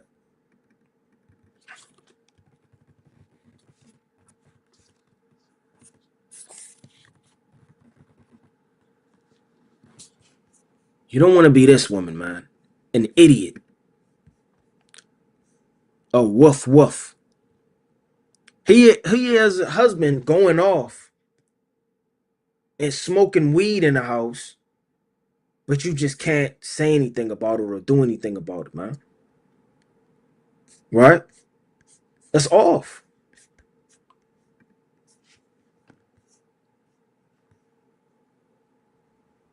Now, I mean, very well she wanted to, you know, serve him, but she had no mind of her own. Right? And men could take advantage of that, man. You see a woman, you know, doing everything you tell her to do. She doing this, she doing that. And what is he going to see what he can get away with, man? And that's an evil trait. So your husband should love you with all his heart, man, and treat you how he should want to be treated, and treat you as you are the apple of the Lord's eye, man, because his prayers can be hindered, and the Lord destroy his whole house. So that's a very, like, you know, important precept when you diving into it, right? For husbands not to be bitter against their wives, man. Don't take advantage of the daughters of Sarah. Right, let me get this quick precept. And I got a lot of precepts. Let's go to Sirach. I want to go to Sirach chapter 25 and verse 1. It's Sirach chapter 25 and verse 1. And three things was I beautified and stood up beautiful both before Yahweh and man. So these things are well pleasing in the eyes of the Lord. The unity of brethren, the love of neighbors, and a man and a wife that agree together. So that's a beautiful thing in the eyes of the Most High, for a man and a wife to agree together, not to always be at odds, always be in disagreement. I never get my way. Right? You got to yield sometimes to what your woman wants, man. You're not going to always get your way. It says agree together, not a wife that just agrees with her husband. No, you have to agree together. That's why the Lord, I pulled a precept, submit one to another. So I mean, you have to listen to exactly what she tells you to do, but you what? You yield to her advice and y'all agree. Because just because you're her head doesn't necessarily mean that you're always knowledgeable, more knowledgeable to her than things of the world. Your wife may know a shortcut. She may know how to help the household. Like I said, she seeketh, you understand, wool and flax in a field, right? Things you may not even be privy to. So you want to be able to agree also with what your wife is doing, right? As well together so that y'all can serve the Most High better, man. Right? Two is better than one, like it says in Ecclesiastes, the 4th chapter. Let's go to the mighty book of Sirach, right? Chapter 20. This whole thing is fire. I'm going to start at 36 and verse 21. Right? This is going to, cut a lot of you, independent sisters, man. The Most High is not dealing with independent sisters. All of the sisters that's just independent and want to do what they want to do. This is what the Lord said. A woman will receive every man, yet is one daughter better than another. What does that mean? The Lord said a woman will receive every man. Meaning what? You spit game to a woman, you betroth a woman, she'll receive every man. Doesn't matter if you're a king, doesn't matter if you're a soldier, doesn't matter if you're a noble, doesn't matter if you're a governor. You have many women that have many men, you understand, as husbands. They're janitors, they're bus drivers, right? They have low positions, they're homeless. There are a lot of women that's homeless in a tent with their man. So women will receive every man. It says, yet is one daughter better than another, man. Right? The Lord said, one daughter is better than another. Right? So to a man, he's going to look at the woman and say, well, she's better than her. Meaning it's really depending on a man choosing a woman, not the woman choosing a man. See, in this world, woman will receive every man. You come up, spit game, get her number. It's just that easy. Who asks to marry? Is it the woman or is it the man? See, woman is given too much power in this world. They think just because they got a behind, or some type of car, they got their little Benz and, three of their horse friends in the back seat and the passenger seat, and they driving 60 on the highway with some tequila in the cup, that they balling and they the hot stuff, man. The Lord is not dealing with that spirit. The Lord said, yet is one daughter better than another. See, a man chooses the woman, and he says, you know what? I don't want her. What happened when you read the book of Esther? Heart of Swords, man. He had all of those women lined up, but yet he chooses Esther. And he's a heathen. He's a king on the left-hand side. See, a man is a king. He the one that chooses the woman. See, when women are too puffed up and they think they the hot stuff and they start moving in a spirit to where they think they're equal to a man that overthrows the course of nature. The Most High tells you all throughout the scriptures that it's a pleasure, you understand, for that woman to have that man. When it's all said and done, and you know what hits the fan, a woman is going to be thankful that the Most High gave for a man in his truth, man. When everybody's faith is failing, when nobody knows the precepts by heart, when nobody knows the path to go through in the last days, nobody is getting revelations and dreams and visions, and everything is silk and shut up in the last days, that woman is going to trust and lead. So like that woman is going to trust and follow her husband, man. When these men are frantic, leaving their wives, taking money out the bank account, moving, and all hell starts breaking loose with the wicked in the last days, right? And when you read the book of so like in 2 Timothy, right, the 3rd chapter, just going into all the attributes of the worldly spirits in the last days, and that doesn't cleave to your household, you're going to be blessed. The Lord said, the beauty of a woman cheereth the countenance, and a man loveth nothing better.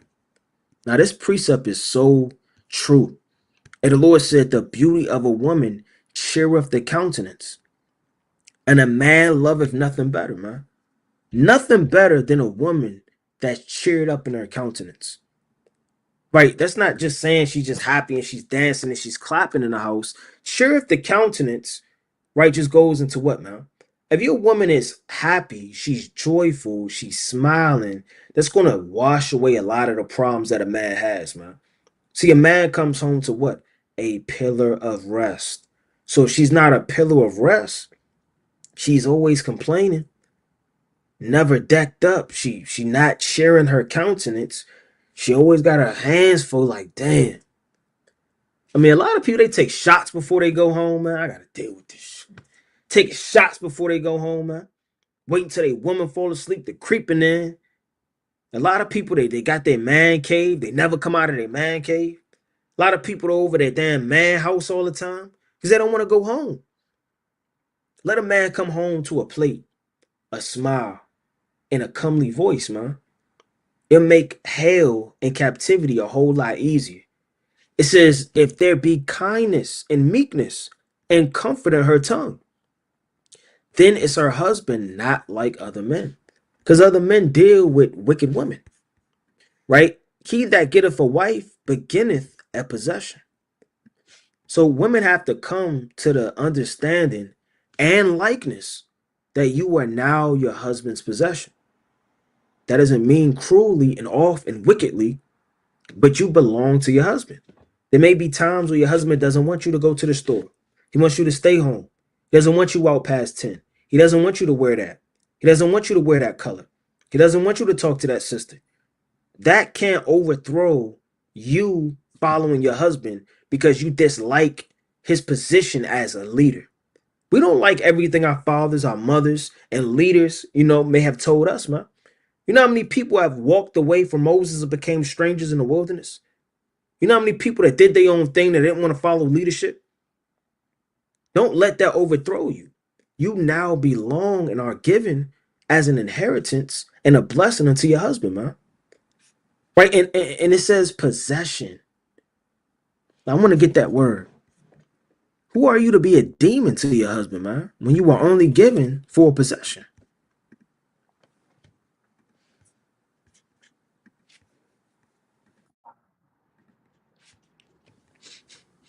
Care, keeping, check that out. Control, guardianship. See, a lot, let me say, wicked sisters, they hate that. That demon inside of them is eating them up. They're getting off of the live, right? They don't say that. That's not what that really means. When you go into the Greek, when you flip this word upside down, it's really saying this, right? Help oneself to conquer. See that? Secure, charge whole, ownership. But all of that's in the spirit of Yahweh Bashem Yahushua, not in wickedness. It says, he that getteth a wife beginneth a possession, a help like unto himself. There go that spirit of being the elect woman like unto your husband. If your husband is doing this, he's doing that, follow his leadership, man. Don't be another child that he has to worry about. A man has too many problems as it is, man. You think he wants all of the problems of the world, fighting the demons, helping the congregation, giving to the poor, right? He got to read, he got to fast, he got to work, he got all of this he got to deal with and carry. And then here you are, man, with your thumb in your mouth, man, giving him a whole bag of issues and problems because you're too weak to fight them on your own through the spirit and power of Yahweh Hashem Yahushua, man. Yeah, your husband's supposed to help you, but don't sit there with a thumb in your mouth, man. It says, a help like unto himself and a pillar of rest. It says a pillar of rest, meaning he's supposed to be comfortability to come home and what? And talk about his day, man. Be able to talk about the Most High, be able to read together, to be able to love one another. He's supposed to rest in the spirit of the household, being in care, and him having no need of spoil. If he can't fully close his eyes in his house, man, and relax, then that isn't a place of rest for him, man. You're supposed to do whatever you can through the spirit to help your house. Where no hedge is, the possession is spoiled, man. See, the hedge is your husband. The hedge was the most high unto Job. And Satan said, take away his hedge and see if he don't curse you to his face, man. That's what the Lord said. It said, where no hedge is, the possession is spoiled. So where you don't have a husband present and helping you in righteousness, you start to get spoiled. Spoiled meaning what, man? The thoughts you now think, the movement you now move in, and the spirit that moves you isn't of the Most High. If your husband isn't a part of it, there are no independent daughters of Zion that just do what they want to do. A lot of husbands, they fall asleep. There are a lot of wicked men that women have to depart from in wisdom, right? And discernment. But there's nothing you can't reconcile. There's nothing you can't do. You are sealed up together to the coming of Yahweh Shem Yahushua, man. God forbid we're still here 30 years, 50 years. God forbid 20 years, 15 years, 10 years, right? You're going to be what the young couples look up after, man. How did you endure? How did you make it right past the rough patches? Tell me how it is to serve your husband. How do you find the time to still enjoy the things that you like to do with a house full of children and a demanding husband? These are things sisters are going to ask. That's why Paul, right through the hand of Titus, when you read that book, right, is going into the elder woman teaching the sisters, man, because they're going to need that advice. Because like we were stating earlier on in the breakdown and lesson, a lot of women weren't taught these things. They were taught to shake their behinds. They were taught to get drunk. They were taught to be nigger women. They were taught to be evil. They were taught to impress men with their body and not their meekness and their spirit. Right? So we have to be taught all over again, man. And it's your job and your duty as women that are of age to teach these younger sisters, man. What they call in the world, drop that game. It says, and he that have no wife will wander up and down mourning. Now, do you think that means this, man?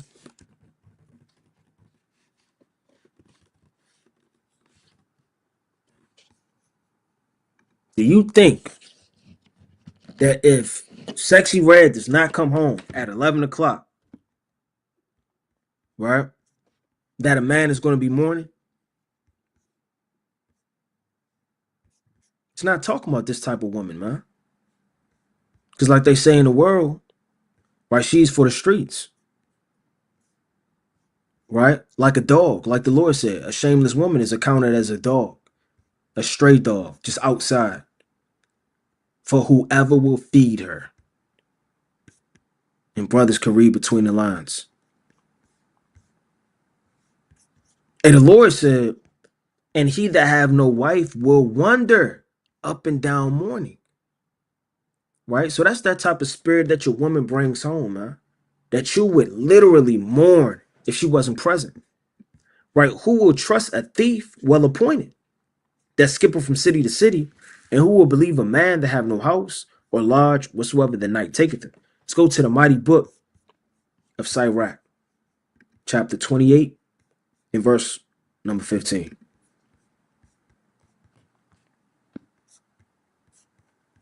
And it reads, a backbiting tongue have cast out virtuous woman, man. So a backbiting tongue, right? Now Job's woman, she backbited the Lord, man, and backbited him, man. And that casts her out for an everlasting name in the book of Job, right? The second chapter, man. See, a backbiting tongue can cast out all of your works. No matter what you do of all of your works and your might that you bring forth to the congregation or your husband or whatever you do, you'll forever be known as whatever the case may be, man. Hey, let me see, let you go, let you see a couple that's been together 40 years, man, and she's slapping. You know what I'm gonna think? But he been getting slapped for 40 years, man. He been getting, if this was going on after 40 years, and the Lord said a backbiting tongue, wicked conversation, and lewdness have cast out virtuous woman. So just because you're virtuous doesn't mean you can't turn from that position. and deprive them of their labors. Right? That's twofold.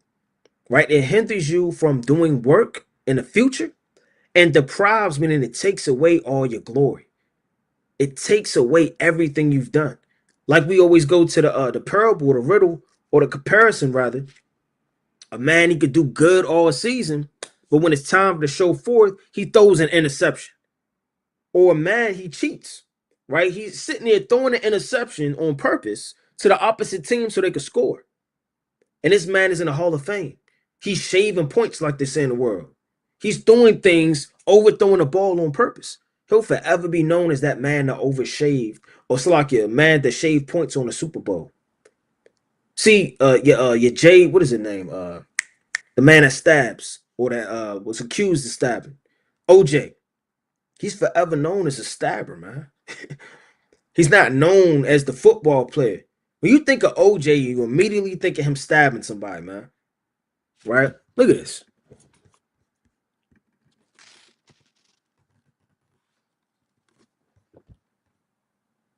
Look at this. Think of Bill Cosby, you immediately think of Poison Jello, man. Why is the second picture him on trial? He got cast out. All his works were deprived. Nobody wants to see his old film anymore. Nobody desires his cards, his Hall of Fame stuff. He was deprived of everything that he's built. Look at Johnny Cochran. So you don't want to be that type of woman that gets deprived and your name's changed and removed. You understand?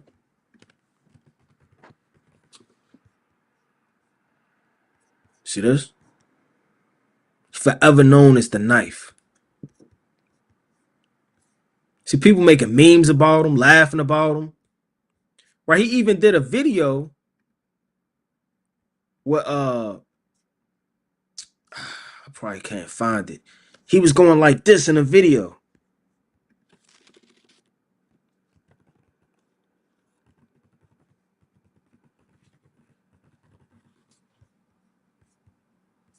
I don't know if I'll be able to find that. Yeah, but it's a video out there. Right? And look at this. OJ held a knife to a woman's throat in a scene from the pilot in the TV show series Frogman. So he just going on a rant, just being a known knife handler, man. Right, let's go back to it.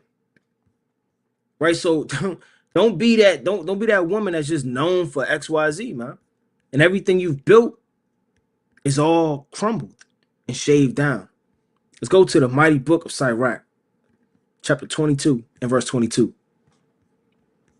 It says this: if thou hast opened thy mouth against thy friend, fear not. Meaning it's times where you go back and forth. Y'all don't see eye to eye. You open your mouth against your friend. You should have said what you said. It is what it is. For there may be a reconciliation. How many times do couples make up? How many times do women, they say stuff they ain't supposed to say, and then they make up with their husbands? Except for upbraiding. So you can't take back upbraiding. So you got admonishment, you got reproof, you got rebuke, and then you have upbraiding. See, Yahweh upbraided people. And when he upbraided them, he was shaking the hand and overthrowing, you understand, whole cities in Matthew, the 11th chapter. It said, then began him to upbraid the people. Right, this is the book of Matthew, chapter 11, verse 20. Then began he to upbraid the cities where the most of his mighty works were done, because they repented not. Woe unto Chorazin. Woe means death and destruction. So if he's upbraiding them, he's moving in a spirit where he's condemning them to death. And you got to watch how you speak as a woman, man. The Lord said they'll be reconciling with the tongue, except it be for upbraiding. Let a woman say something she should have never said, man. That ain't never going to leave that man as long as you live, man. There's nothing you can do. I mean, a reconciliation is really out the window. It's except for upbraiding or pride. Pride hath casted away a lot of righteous marriages turned sour, all through pride, because somebody couldn't apologize. Even if you feel like you're right or you're wrong, doesn't take away the humility and meekness that it shows to be on one accord and one mind. That should be your main priority over who's right or who's wrong. Who cares? Except it's a matter of the law. And we're going to go, if it's a matter of righteousness and the law, that's different. But if it's a matter of opinion, it's a matter of your emotion, it's a matter of how you feel, don't let pride come between, right, a woman and a man, or disclosing of secrets. Meaning what, man? You disclose something of your marriage, right? You get mad and you say something, or you exploit it to other sisters, or you exploit it to other brothers. That can break a whole relationship and take away from everything you have with your woman, man, or everything you have with your man. Right? They call it pillow talking. Right? And I'm gonna get this quick precept in Micah, the 7th chapter. And woman can't be mad if your husband doesn't choose to disclose everything. Right? It's a reason why that is. It isn't because they're proud or they're evil, or they're not, you're not my best friend. But this is Micah chapter 7, verse 5. Trust ye not in a friend, put ye not confidence in a God. Keep the doors of thy mouth from her that lieth in thy bosom. Meaning what? There are certain things your wife shouldn't know. Not that she doesn't need to know it, but it puts spirits on her. You're stronger than her. She'll bring it back and throw it in your face. Or you can teach her how to hurt you and destroy you, man. That's Sirach chapter 9 and verse 1. Let me get this quick precept. It's Sirach chapter 9 and verse 1. Matter of fact, I'm going to read it in the GNT.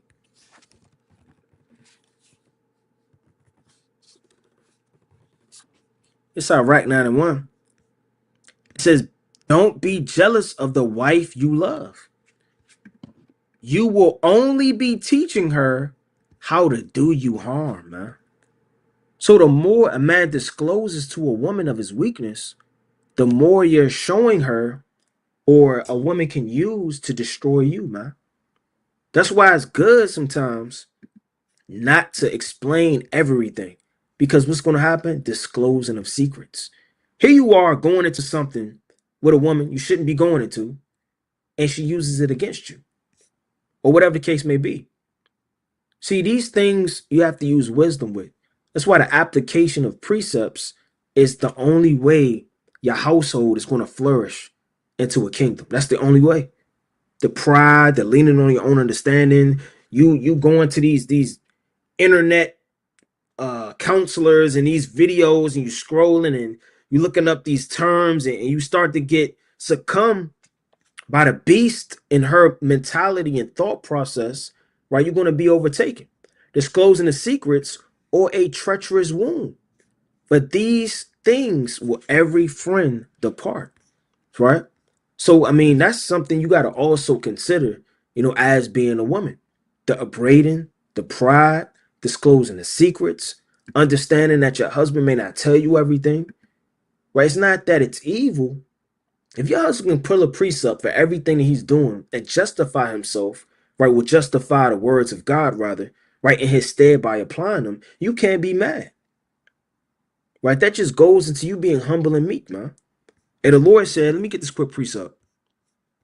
Let's go to the book of Proverbs, right? I got another one in Sirach I wanted to go to too. But let's go to Proverbs, chapter 17,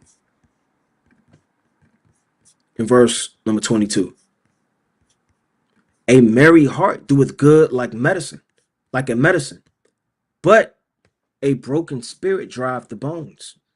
So, I mean, as a woman too, like the Lord said, a man loveth nothing more than a cheerful countenance, right? That's one of the chief things a man really enjoys out of his woman. Man may not say, he ain't gonna say, come over here and give me a hug all the time. But a woman running up and giving a man a hug, and, just like your children, Your children run, as soon as you come home, they running, they jumping into you. You're not going to come home and they don't do that one day and you start crying. You start letting them all know, I'm sad that you didn't give me a hug. And you know what they're going to do? They're going to start like, dad. They're going to start making fun of you. That's Sirach 9 and 1 applied to a child. You're teaching them an evil lesson against yourself. So man has to maintain the preeminence. That's why they seem emotionless a lot of the times. But nevertheless, a merry heart doeth good like a medicine, man. Men love that. It's well pleasing to the soul to come home and see a smile, love, care, guidance. You understand, to the children. But a broken spirit drieth the bone. Salaki. The Lord said a broken spirit drieth the bones. Meaning it'll take away everything in the household. Like they say in the world, a cloud over your head, man. Right? Going down, right? Everywhere you go, you're watering the next man and you're putting spirits on him. Right? Let me get this quick precept. Get about 2 more and close down, wind down. It's the mighty book of 1 Corinthians, chapter 7 and verse number 1.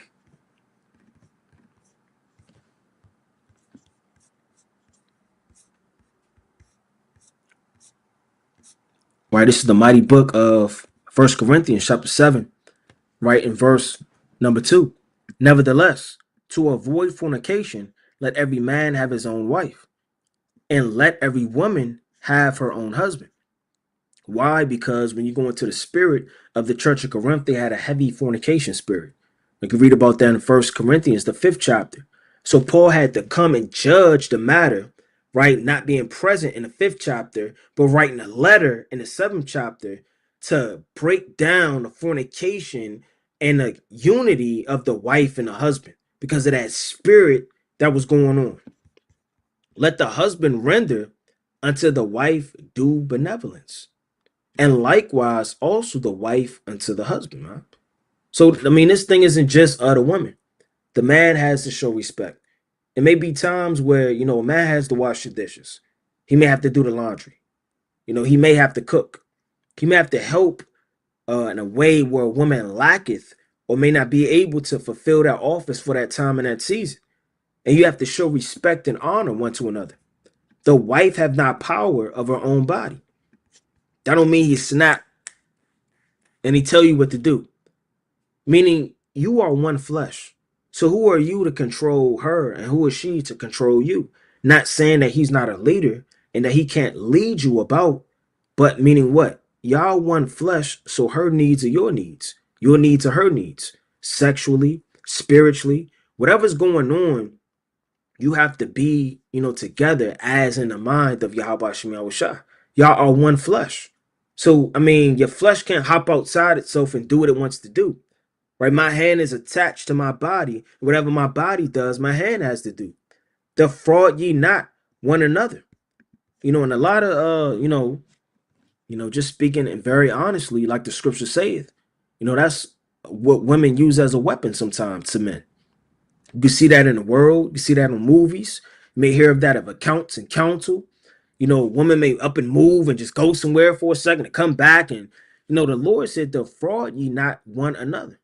Right? Why? Because it's not just laying down. It's not just what the world would call just sex. Right? It's deeper than that. You are one flesh. Right?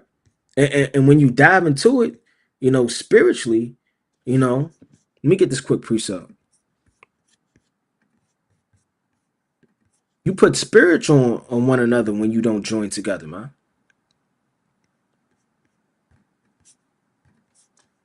Right?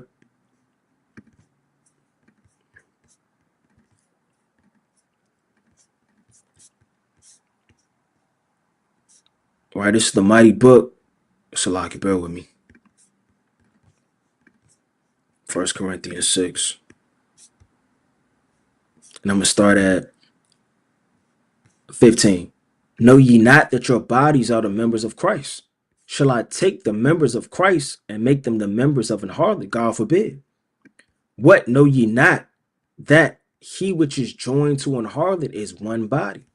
So when you join yourself, you become one mind, one thought, You take on each other's lingo, mannerisms, thought process.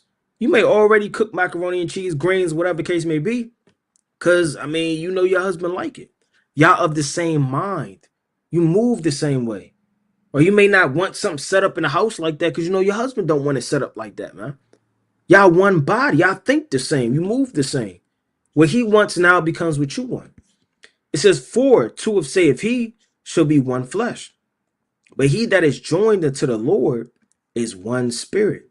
So when you can't join unto the Lord sexually, but spiritually, when you join unto the Lord, you become one spirit, one mind. You become of Yahweh Shem Yahushua. You're under his refuge and his pavilion, right? You become, you understand, his son spiritually, right? You can't carnally just be the Lord's son, man, or you just bastards. It says, but he that is joined unto the Lord is one spirit. So when you join into your woman, you know, y'all join together, takes away stress, problems, right? A lot of anxiety, holding each other. You understand? When you read the book, like I said, I don't got to get it, but that's how David comforted Bathsheba, man. Right? And then came Solomon. And his name in the Hebrew is peace. Right? Shalom. It says it's one spirit. Right? So when the Lord said, defraud ye not one another, except it be with consent for a time, that you may give yourselves over. It's like it's a fasting and prayer and come together again, that Satan tempt you not for your inconsistency. You want to be consistent. You don't want to be inconsistent, right? Because then what's going to happen? Spirits are going to come into your house, man. You wondering why your husband is talking to all these women, right? Not that he's justified in doing so, but you wonder why your husband is talking to all these women. You're wondering why he's now courting another woman to marry.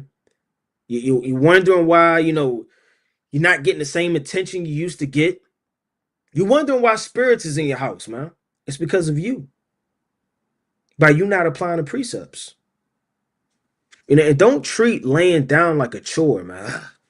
Let me keep the commandments of the Lord. And you ball up your fist and you just turn over. Hey, the Lord said that Satan tempt you not for your inconsistency, man.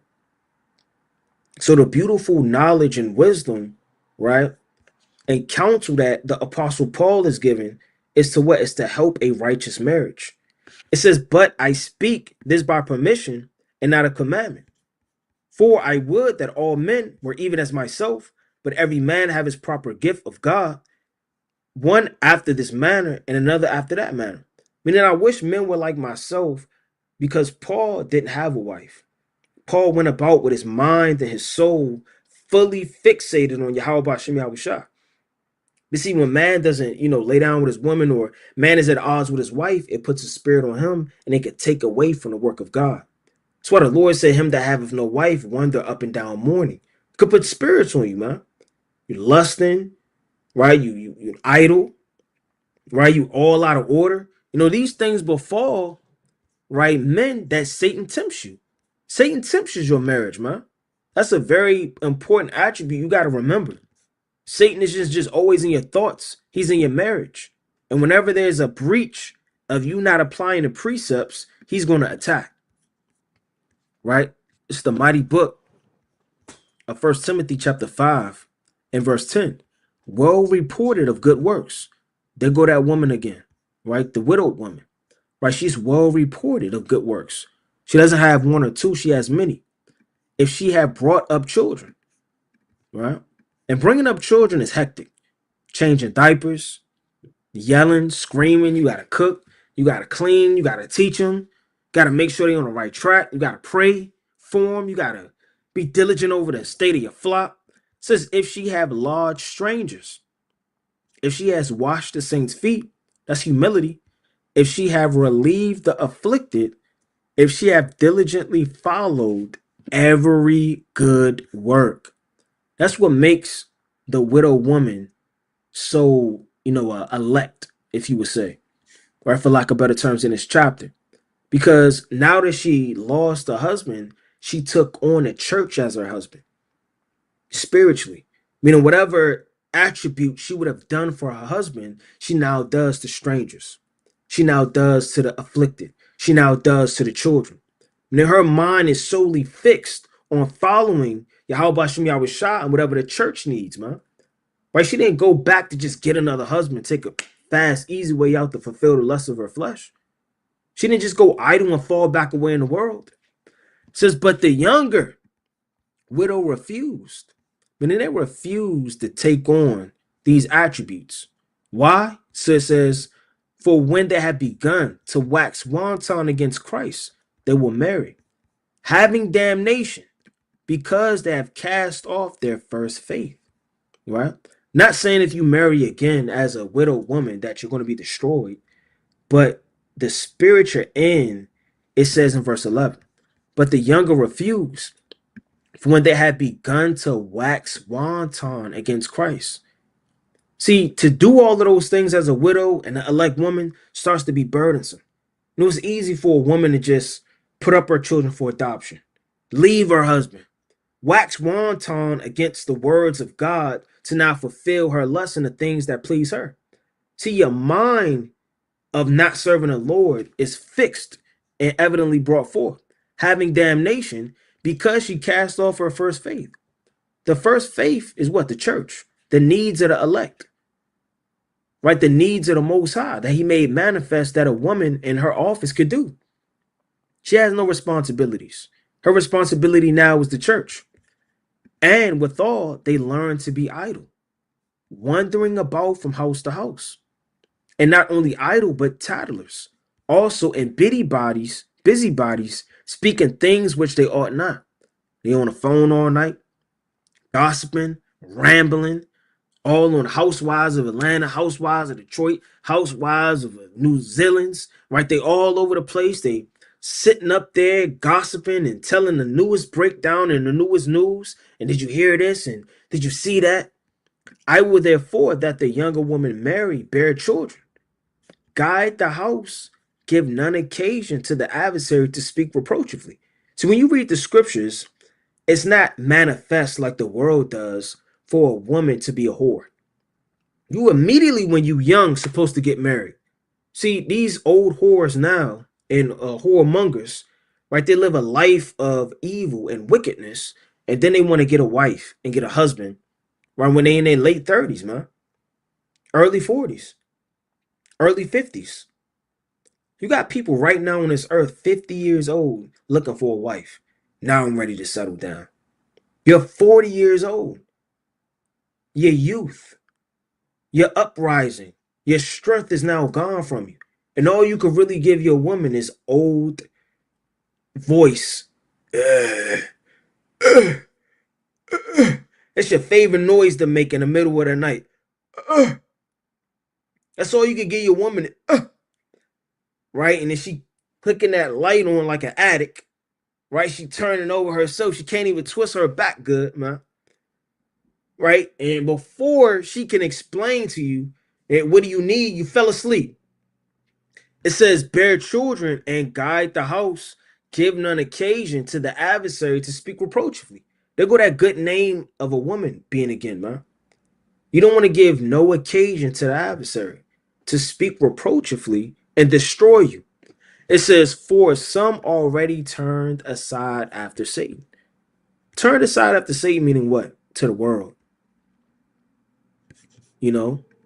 See, a lot of women when they I guess stop having a boyfriend or they get a divorce or whatever you want to call it, they go through that phase that people know. They start to act wild. They got no strings on them. They could come in whenever they want. They could do whatever they want. Got to answer to nobody. That's Satan. That's turning aside to worldly things, the lust of the flesh. That's not of the Most High. See, from the time you've been born, you were given into the hands of a father. So he deemed fit through the spirit to give you to a husband. You were never created to have any breach where you're not under the control of a man. Now, your father may pass away, your husband may pass away, you know, you may, whatever the case may be, maybe in captivity, you can't live with your father forever, you get a house. You know, we understand, but I'm talking about as it is written from the very foundation and beginning, when we all live together. When men came up to the father, they gave a dowry. These things, as they were written, Don't be that Israelite that changes the times as the world changes. See, the world changes, but the Most High don't change, man. That's Malachi 3 and 6. That's Hebrews, the 13th chapter, man, verse 8. Hey, Yahushua don't change. The Most High don't change. This world changes.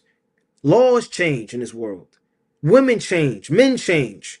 Feelings change. But as it is written from the very foundation, right, the Most High doesn't. It says, if any man or woman believe, having widows, let them relieve them, and let not the church be charged, right, that it may revile. It's like it relieve them that are widows indeed, right? Let me get this last closing precept. Let's go to 1 Timothy chapter 2 and verse 9, right? And it reads, in like manner also, that the women adorn themselves in modest apparel. And that's a beautiful precept, man, for a woman to be clothed. See, when a man first sees you, yeah, he can't really read your spirit. He doesn't really know you. You haven't even said one word. He's going to perceive meekness in you by your shamefacedness, by you not beholding all men, by you covering yourself from head to toe, by you always having a head wrap present because you're always in prayer. It says, with shamefacedness and sobriety, not with braided hair or gold or pearls or costly array, right? Not the things of the world. See, the meekness and modestness of a woman is going to allure the elect man, but the braided hair, the golds, the costly array, the showing your skin, that's going to allure that type of man you don't want, man. See, a lot of women, they get a lot of attention, and they think that the attention they get is good attention. Just because a man want to talk to you or he's in your DMs doesn't mean that man wants you, right, for who you are. It says, but which becometh woman professing godliness with good works, let the woman learn in silence with all subjection. That's a beautiful precept, man. Not to be thrown out of context. Let the woman learn in silence. Because why? The men rule the church. The men give announcements. And the law, the Most High spoke from the mount via the hand of Yahweh Shem Yahushua and the holy angels. It was given to Moses. Moses give it back down to the priest, all the way down to the captains, the officers, the chief fathers, all these things down till you get to the woman. A woman has no right to stand up in the midst of a church to give any authority and to speak, right? It's wise for them to learn in silence. Not that they can't speak at all. This is only talking about the church. It's not talking about that a woman can't open her mouth at all. When it says let the woman learn, who's she learning from? The church or her husband? It says, but I suffer not a woman to teach, nor assert authority over a man. So that precept, learning in silence, really has to do with a church and asserting authority. Doesn't mean women can't speak. They don't have a voice. They can't project themselves in righteousness like Judith did to the elders. Bring up good things that they could, help the body with and speak up in the church, But it's going into teaching, authority. If things are being prevalently given, like Yahushua did in the synagogue, as he taught many of times, John the 8th chapter, right? I mean, John the 9th chapter, so like John the 7th chapter, right? Luke the 4th chapter. Yahushua was always in the synagogue, right? Paul was always in the synagogue, right? Acts the 17th chapter, right? Acts the 15th chapter, that was their manner, right? It says, but I suffer not a woman to teach, nor assert authority over, right, the man, but to be in silence, right? And silence is a good thing. That's how you learn, or that's how you're able to get the breakdown. For Adam first was formed, then Eve, and Adam was not deceived. So man have a higher level of discernment than women do. See, women are easily deceived. Why? Because they're a lot weaker spiritually than man. See, man predominantly knows more precepts. And the Most High pours more into man. Man is the elect. He would have to because we teach the nation. There are things I know my wife won't ever know because the Most High isn't giving her that knowledge. Why? Because she's not a teacher. What business would she have in certain precepts when those precepts will only be used to teach in-depth prophecies? That's why when you read Revelation, the first chapter, in the first precept all the way down, it's signified, right, by the hand right? An angel to his servant John, man. Servant meaning a prophet. I mean, it's only given to him as the elect prophet to teach and break these things down. So there's certain things that aren't given to women. That doesn't mean they can't speak. They have to be silent because they weren't given wisdom to proclaim. The Lord said, profess not the wisdom that has not, paraphrasing greatly. It says, Adam was not deceived, but the woman. Being deceived was in the transgression. So that's a very important spirit that women have to do too, is be mindful who you talk to. You could be talking to Satan and not know it, taking advice from Satan, being manipulated by Satan. Don't just think just because you aren't talking to a man, you can't be manipulated by a man. Woman that's giving you that counsel, she may have got it from the internet. And who was on that internet breaking it down? Some evil man. Being deceived. See, Eve was deceived when you go to the book of Genesis, the 3rd chapter, man. She should have been more shamefaced. She should have never replied. She got jammed up in her words, backed in a corner. She bethought herself, got confounded, and allured after wisdom she heard not. It says, notwithstanding, she shall be saved in childbearing. Meaning what? Eve shall be saved through the regeneration through childbearing. Because, I mean, all women have died except for Eve. She's the mother of all living. That's why Adam named her that. It says, if they continue in faith and charity, meaning they'll only continue to live of Eve, right? Because women died, right? The Lord destroyed, you understand, that old elder world. It says, and holiness with sobriety. So that's the only way you're going to live is by faith, charity, holiness, and sobriety as a woman and a daughter of Sir. Right? Let me get this last closing precept. All right? It's the mighty book of Revelation, chapter 3 and verse number 2. It says, be watchful and strengthen the things which remain that are ready to die. Meaning you know exactly what you need that's dying away. Right? And through wisdom of discernment, you got to see those things, man. Yeah, I don't do what I used to do, man. You got to get on yourself. Stop being so light on yourself all the time, man. You look in the mirror and,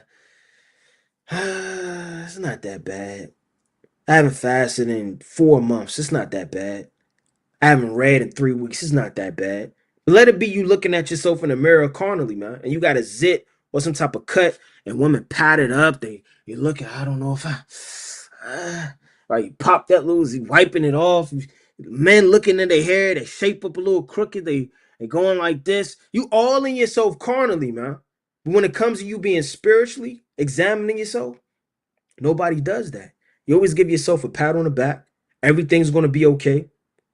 You never get on yourself the way you need to get on yourself as a man of the Lord, man. And the Lord expects a lot from you, man. The Lord said this. Let me get this quick precept, man. Let's go to Revelation. Right?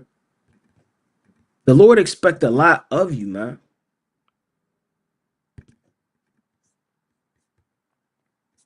It's the book of Revelation, right? Chapter 3. And I'm going to start. Man, this whole thing is fire. I'm going to start at 4. Thou hast a few names, right? Even in Sardis, which have not defiled their garments. And they shall walk before me in white, for they are worthy. So there's certain men that walk before the Lord and they didn't defile their garments. Meaning they repented, they fasted. They were always in the work of the Most High and a pattern of good works. Say, he that overcometh, the same should be clothed in white garment and white raiment, and I would not blot out his name out of the book of life. But I will confess his name before my Father and before his angels. Right? Let me go back to it. It's the book of Revelation, chapter 3, and verse number 3. Remember, therefore, how thou hast received and heard, and hold fast and repent. If therefore thou shalt not watch, I will come in thee as a thief, and thou shalt not know what hour I will come upon thee. So no one ever knows when the Most High is going to visit the earth via the hand of Yahweh. So continue to read, pray, and fast, magnify the name of the Lord, and do the first works. Most High willingness was edifying through the Spirit. I want to give a call, Lord Yahweh, by Shema Mashiach, Malak Yahweh. Shalom.